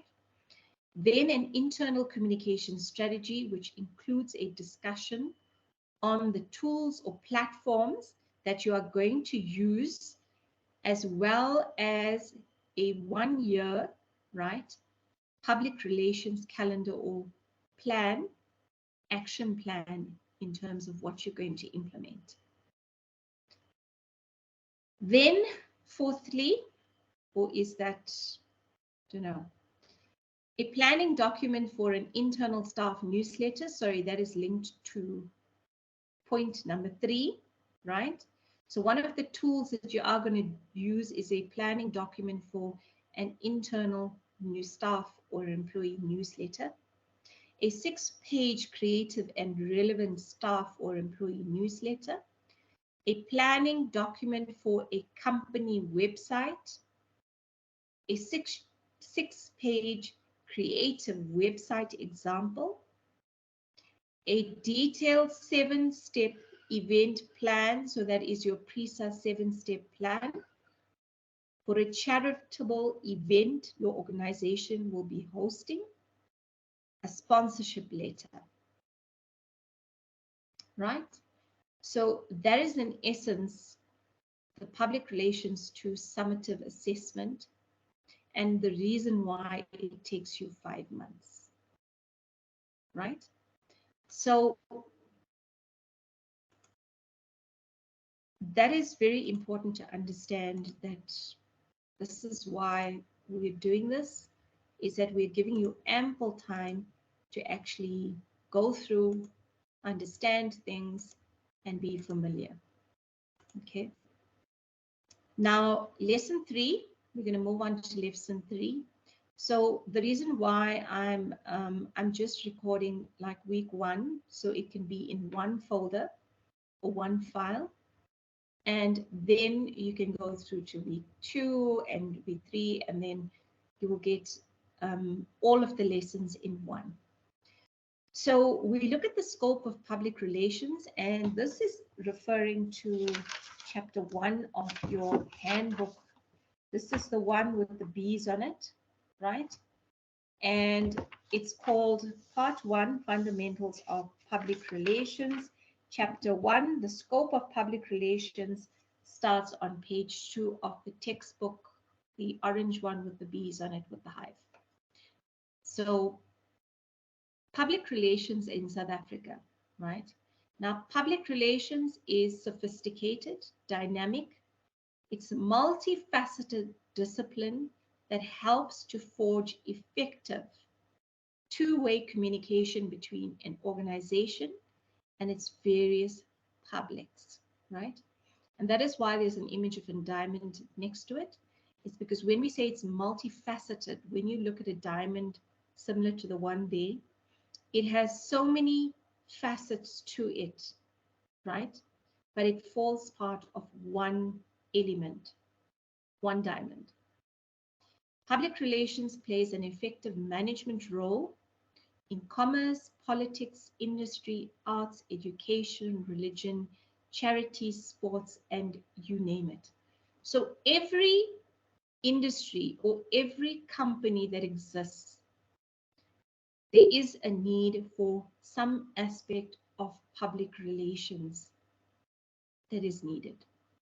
Every single company. Because if a company is in crisis, they need public relations, crisis communication, right? If they want to promote a product, right, the marketing and advertising teams will work with the public relations teams in order to get that editorial information out there without paying for it. And that is how, so in terms of your role or our role as public relations practitioners, we have got to be able to network with people within the business who are critical and integral in helping us to get the correct information. And once you build good relationships with people in a business, what normally happens is then you are able to get information easily. It's not a struggle, there's less clashes, and it becomes a seamless process. Now, definition of public relations. So it's a constantly evolving or constantly changing definition. The reason for this is we live, work, exist in an ever-changing environment. There is no constant in any environment that you look at. Any company, in all our lives, even in our studies, it's an ever-changing environment, right? So the most relevant definition that is found and that can be applied at this current point in time is the art and social science of analyzing trends, predicting their consequences, counseling the leaders of organizations, and implementing planned programs of action which will serve best the organization and the public interest, which is what we did speak of a bit earlier. I think it was in lesson 1. Now, there's often a confusion with marketing and advertising. And then on the other hand, public relations and marketing and advertising. Now, let's unpack this, right? There's often confusion with the two terms, marketing and advertising. But you think, why? It's the same. No, it's not the same. So marketing, the primary objective of marketing is to promote the products and services of an organization. Advertising, on the other hand, right, presents these products and services in an attractive manner with the aim of influencing the customer or consumer to purchase the product or service, right? So that is the primary difference between the two. Marketing promotes the products and services of the organization. Advertising, on the other hand, they position these products and services in an attractive manner so that it influences the customer's decision to actually purchase it, right?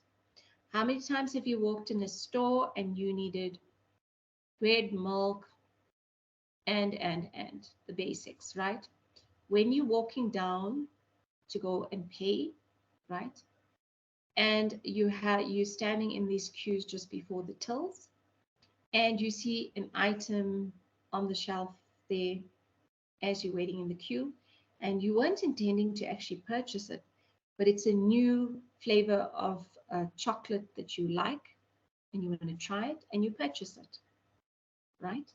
That is positioning it, and it's in a really nice display, and it's colorful and all of that.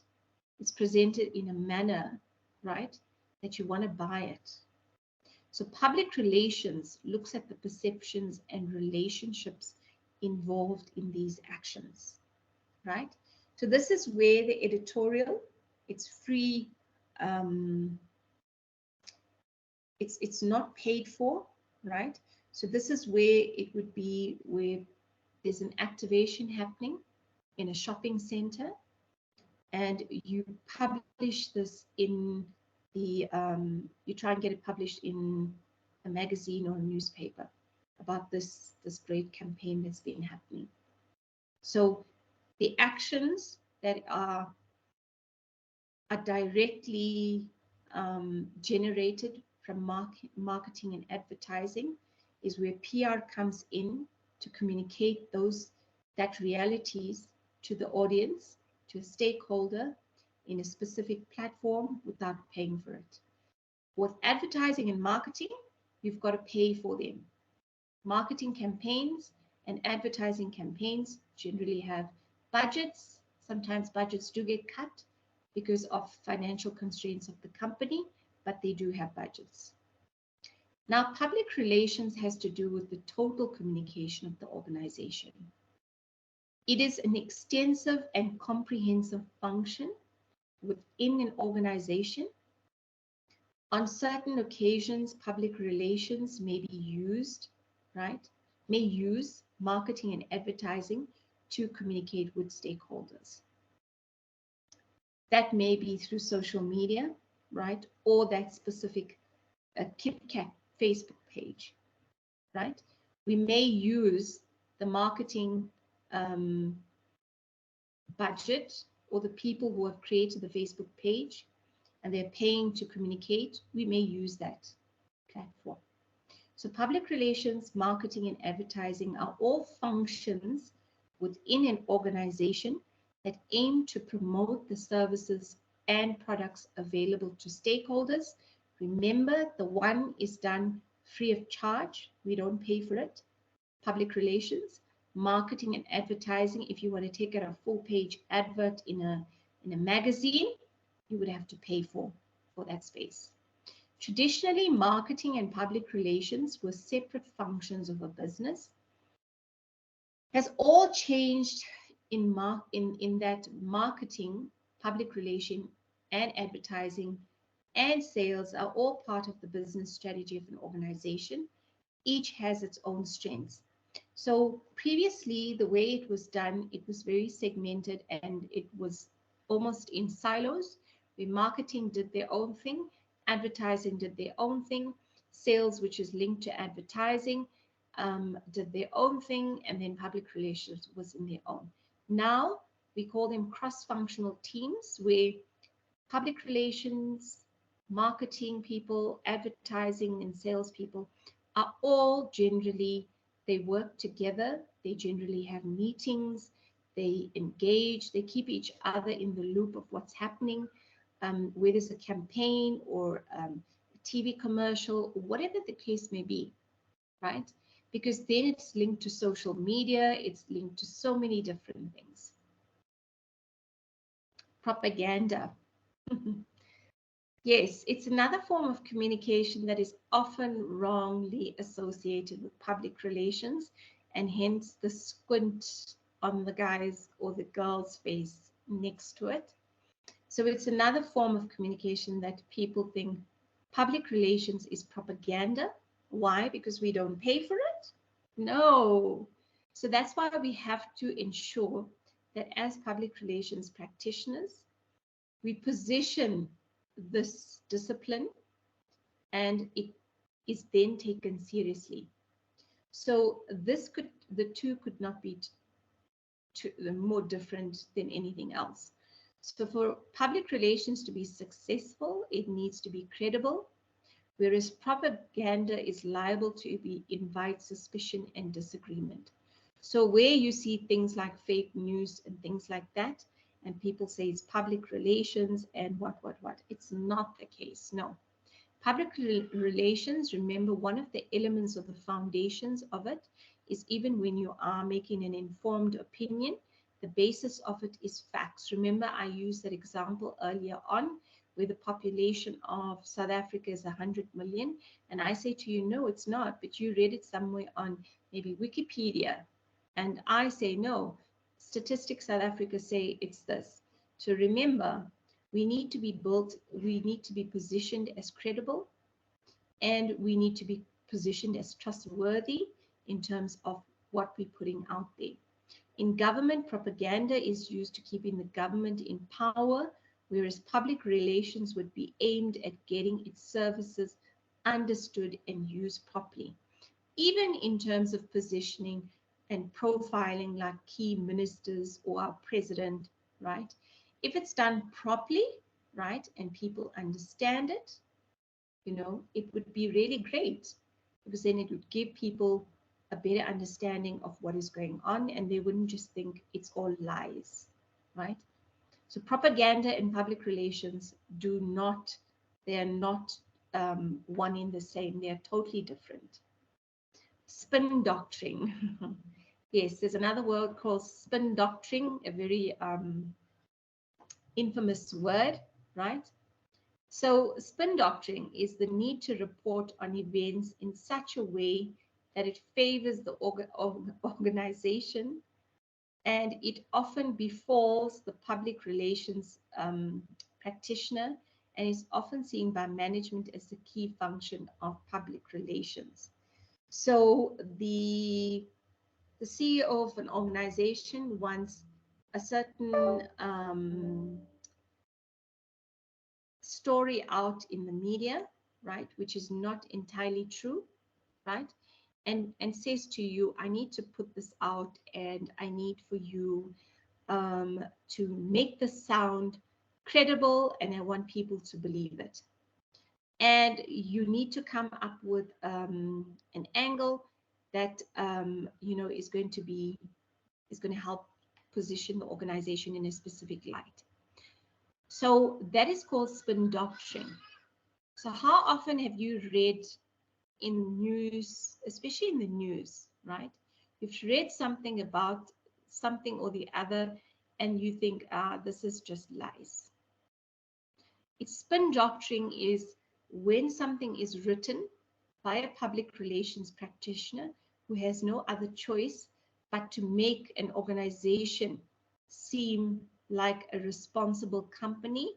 But back in the ranch, what they're doing is they are full on polluting the environment, the manufacturing environment, the carbon emissions are out of control, but they say they're doing a great job working on their carbon footprint. Now that is spin doctoring. Many companies, you might come across them, you may, hopefully you don't, where you are forced to do this. And it puts you in a predicament because this is a CEO asking, or one of the directors asking, how do you say no? If you say no, is your job going to be on the line? It's a very dangerous, so this can be a very dangerous practice as it could damage the trust of communities, customers, and clients that they have in organization when the truth about the issue comes out. The reputation of both the organization and the public relations practitioner will be damaged because 10 to 1 when you send a media release out, right?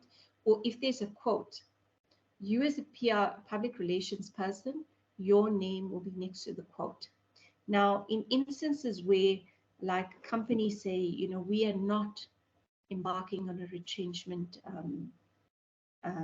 you know, section 189, where we're going to retrench 20,000 people in the mine, right? Because we feel that, you know, people need their jobs and it's very important. And then 2 weeks later, 20,000 people are retrenched. That is spin doctrine, right? Because what they wanted to do is the company wanted that media release to go out so that their share price would go up and yeah, and they would be able to sell the shares and then do the retrenchment process. And even if the share prices fall down, it didn't really matter. That's just an example I'm using. It's not the case, but just as an example. Publicity. So public relations can often be confused with publicity, right? Now, if you see actor and actress walking down on a red carpet, like the image on the right, that's publicity, where the paparazzi are taking photos and all of that. Now, publicity results from information being known, and it may be good or bad to the subject concerned. So if you see someone walking down the red carpet with someone who is doing wrong or whatever the case may be, or who's an abuser, right? That could be bad publicity. On the other hand, you could have someone who is a role model who's walking down with someone who cares very much for the environment, and it could be good publicity, right? A musician may gain good publicity for doing charity work, but bad publicity for taking drugs. So one day they're in the news where they're seen helping out this community. 2 days later, a photo with them taking drugs in a club surfaces, right? Now, bad news also sells. Remember that, guys. Bad news sells. That's why you see when you read the news, it's filled with bad news, right? There are some good news stories, but majority, they say bad news sells, but I don't know. So behavior has a great bearing on whether publicity is good or bad, and public relations is very much about the behavior of individuals, organizations, products, and services in a wider context. Now, I want you to just go back to the point about spin doctoring and propaganda, and now we're on publicity. The one very important thing that you need to keep in mind is as follows, is that there will be times when a company is undergoing a crisis, and with this crisis, its ramifications are quite bad. The company has evaded tax paying taxes for X number of years. Now, what do companies want to do? They want to cover it up because they want to look good. And they will say this is not the case. They're going to investigate because this is lies. When a company is in the wrong and they've done wrong, the best thing that they can ever do is come up into the media, have a media briefing or whatever the case may be, and say, we take full responsibility and accountability for the actions of whatever has happened, right?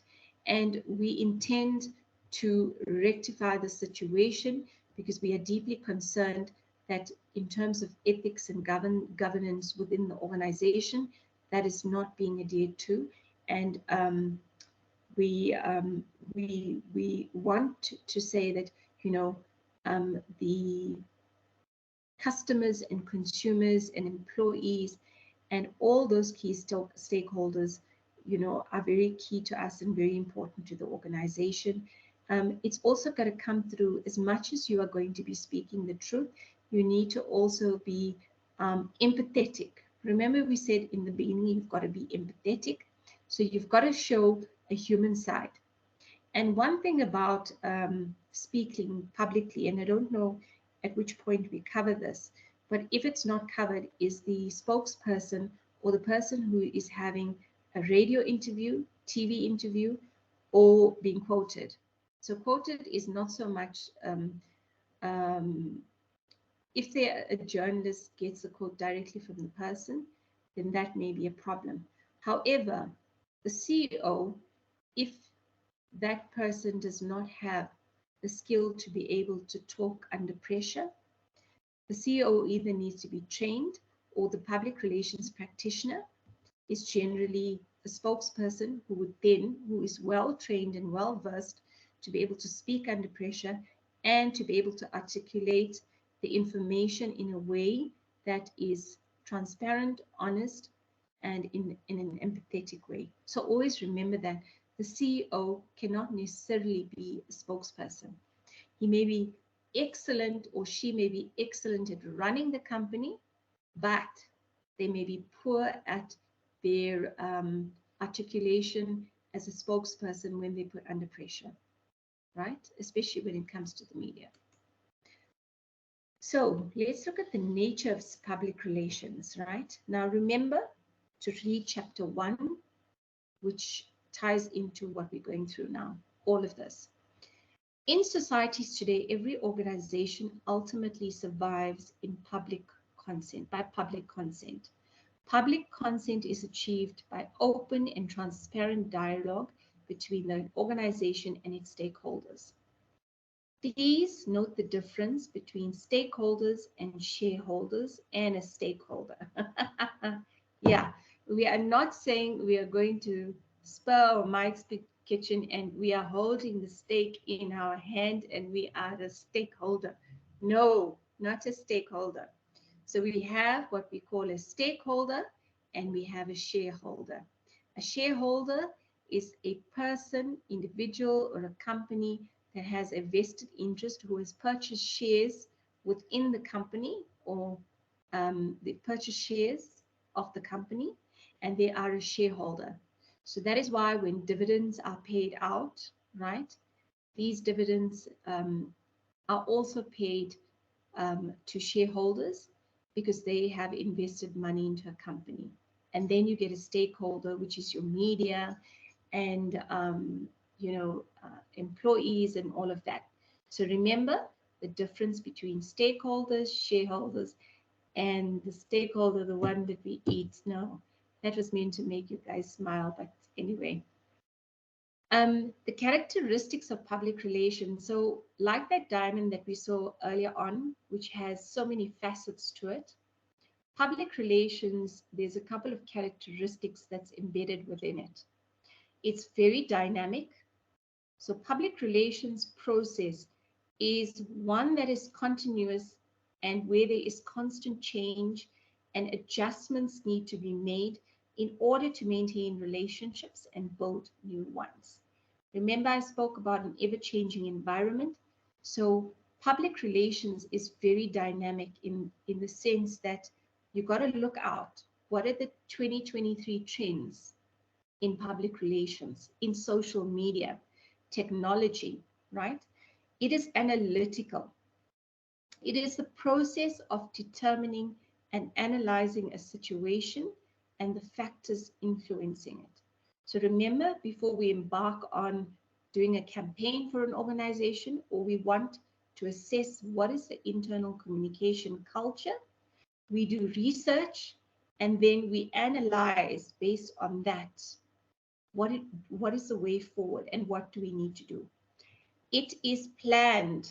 So what it means is that goals and objectives and are all set, right? And this is determined in accordance with the problem or situation within the time frame and the budget that's been allocated. So planning means, for example, your PRISA 7-step plan, where you need to follow through, right? Each step follows the other, but all of them have a common thread through it, meaning that they cannot be created in isolation. So your budget cannot be created without even looking at your activities. Your objectives cannot be created without looking at what are the activities that are going to be implemented, right? And you cannot establish what you're going to put in your objectives or even in your action plan, right? If you do not have a proper understanding of the situational analysis, which is step one, right? Having done the research and all of that. It implies action. So the execution of planned strategies and the implementation of alternative ones to keep up with the changing needs and demand of the public. It should be therefore proactive. So the one thing and a skill that you need to build as a public relations practitioner is that you need to be able to be proactive, right? And not reactive. So reactive happens, it occurs, you being reactive when something occurs, then you react. However, right, if you are proactive, it means you've put plans in place that when something happens, you have a sort of a basis or structure of a plan that can be implemented in order to address the challenge, the problem, opportunity, etc. Then it requires evaluation. Remember the things that I said: planning, research, monitoring, and evaluation. You need, performance is evaluated in terms of achievement of goals. So when you look at the PRISA 7-step plan, when we get to that, you will see the goals and objectives that we have in place. You've got to assess whether you have achieved those goals or not. And that will ultimately then establish whether you were successful in executing this event or this campaign or charity event or whatever it may be. It demands adjustment. So what will happen is your plans and your strategy needs to be executed in a flexible manner, right, in order to adjust to the changing needs of stakeholders, underachievement, political, economic, environment, etc. One such example I'll give you is that when COVID-19 pandemic was here, it hit South Africa, right? One of the things that I had a look at is the internal audience. There were many employees that worked remotely, right? Which means they would not be able to see posters in the offices. They would not be able to see communication that was published on the plasma screens. They, if they were not connected to the server, they did not see the screensavers. So I had to find different ways of communicating. Even the internal magazine is normally a printed version. I had to do a printed version as well as a electronic version. So what happens is that was it was saved on a cloud somewhere, and that means you did not have to be connected to the network in order to access. You received the link, you were able to open it on your phone, on your laptop, and that was because there needed to be adjustment. And there needed to be adjustment in so many different things during COVID-19. Public relations, it had to be redefined, it reshaped, readjusted to accommodate the changing circumstances of the virus, the pandemic. Okay, so public relations as a management function. Now, I've said to you, I don't know if I've mentioned this already, but if you go rewind even a decade ago, public relations was not taken as seriously in many organizations, right? Today, however, in most organizations, public relations has a seat around the boardroom table or on an executive management level, on a senior management level. So public relations doesn't need, it is regarded as a management function. It is practiced at an advanced level by experienced practitioners, and it has the following benefits and results, right? It allows the public relations practitioner to evaluate internal and external opinions whose collective views constitute public opinion, right? If we look at internal, the employees is to gauge the culture and the environment, right? Then it can evaluate these opinions along the basis and advise management regarding the possible effect. So it's like looking at a crystal ball and said, these are some of the issues, management issues that may arise. We need to create an issues management around these issues, should they arise. Can act as an instrument in bringing about policy changes and direct a new course of action. So, for example, when the POPI Act, Protection of Personal Information Act, came into effect in July 2021, right? One of the things I advised the legal team was that this policy, we need to ensure that awareness is created, and this is my suggestions in terms of how we create awareness and we educate our employees on the POPI Act so that they do not break the rules and regulations around it. So you have to be proactive enough to say this is being implemented in the company. How do you get it across your stakeholders? Now, here is where where your role as a future public relations practitioner comes in.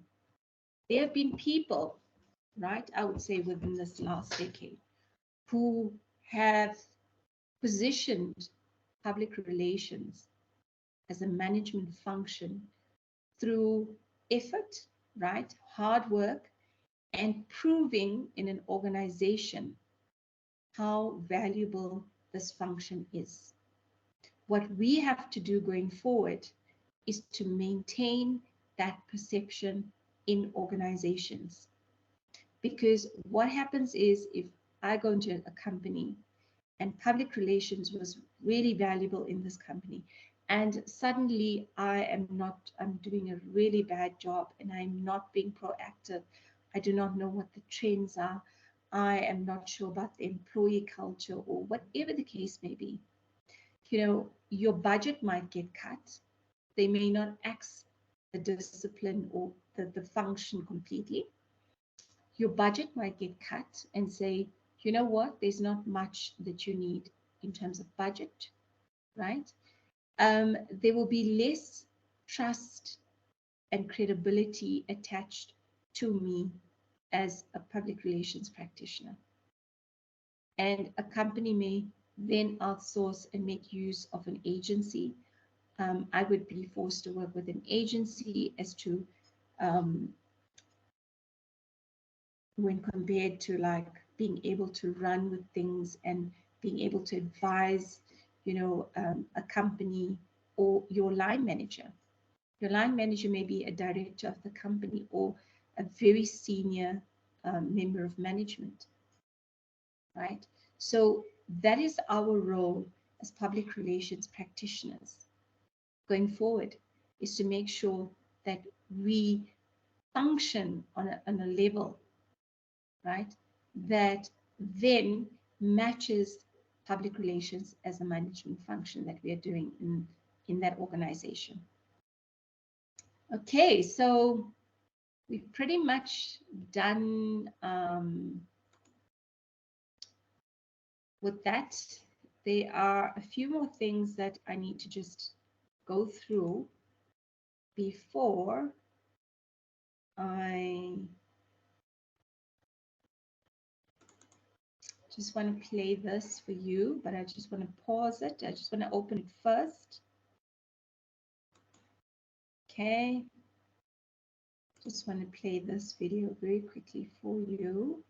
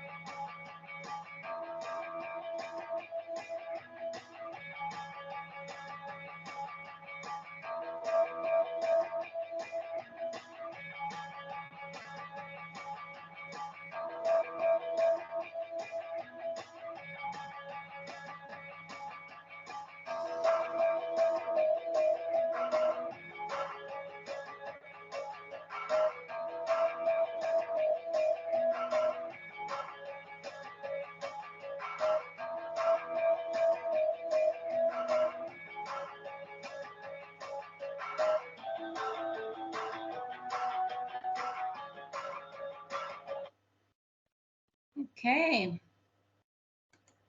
that's quite an interesting video. Just want to share with you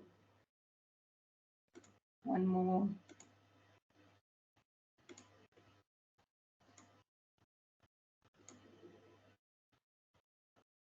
What is amazing is in 1906, the creation of the very first press release.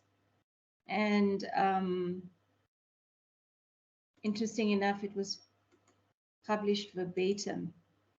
How cool was that? And the press release started in 1906, hey? That was created in 1906.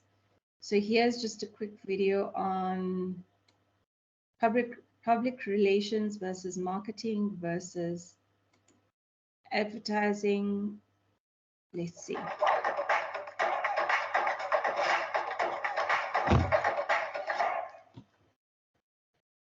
Hello, ladies and gentlemen, and welcome to my YouTube channel, Public Relations 101. In this video, what we're going to discuss is the difference between advertising, marketing, and public relations. I've walked into many client meetings, and depending on who the client is, I've been called all three. I've been called a member of their marketing team, a member of their advertising team, a member of their public relations team. But what exactly am I? The truth is, I am a public relations practitioner. And while the three fields, advertising, marketing, and public relations, are all complementary, they all support one another in some way, shape, or form, and they're all part of the family of communications, there are differences. And these differences are very important to understand. Because if you're going to build a house, you don't just use one tool. You use many tools. And it's very important to know which tool does what. So let's start off with some of the main differences between public relations, marketing, and advertising. The first one, and one of the most important ones, is that marketing and advertising, in more cases than not, are one way. You are communicating your message to the public through mediums that are shared, maybe not even public relations down the road, but this is one-way messaging. Public relations is not one-way messaging. It allows for dialogue, it allows for engagement, it allows for thought leadership and feedback, and that is one of the main differences, that it is two-way communication. The second main difference is that the proof is in the pudding.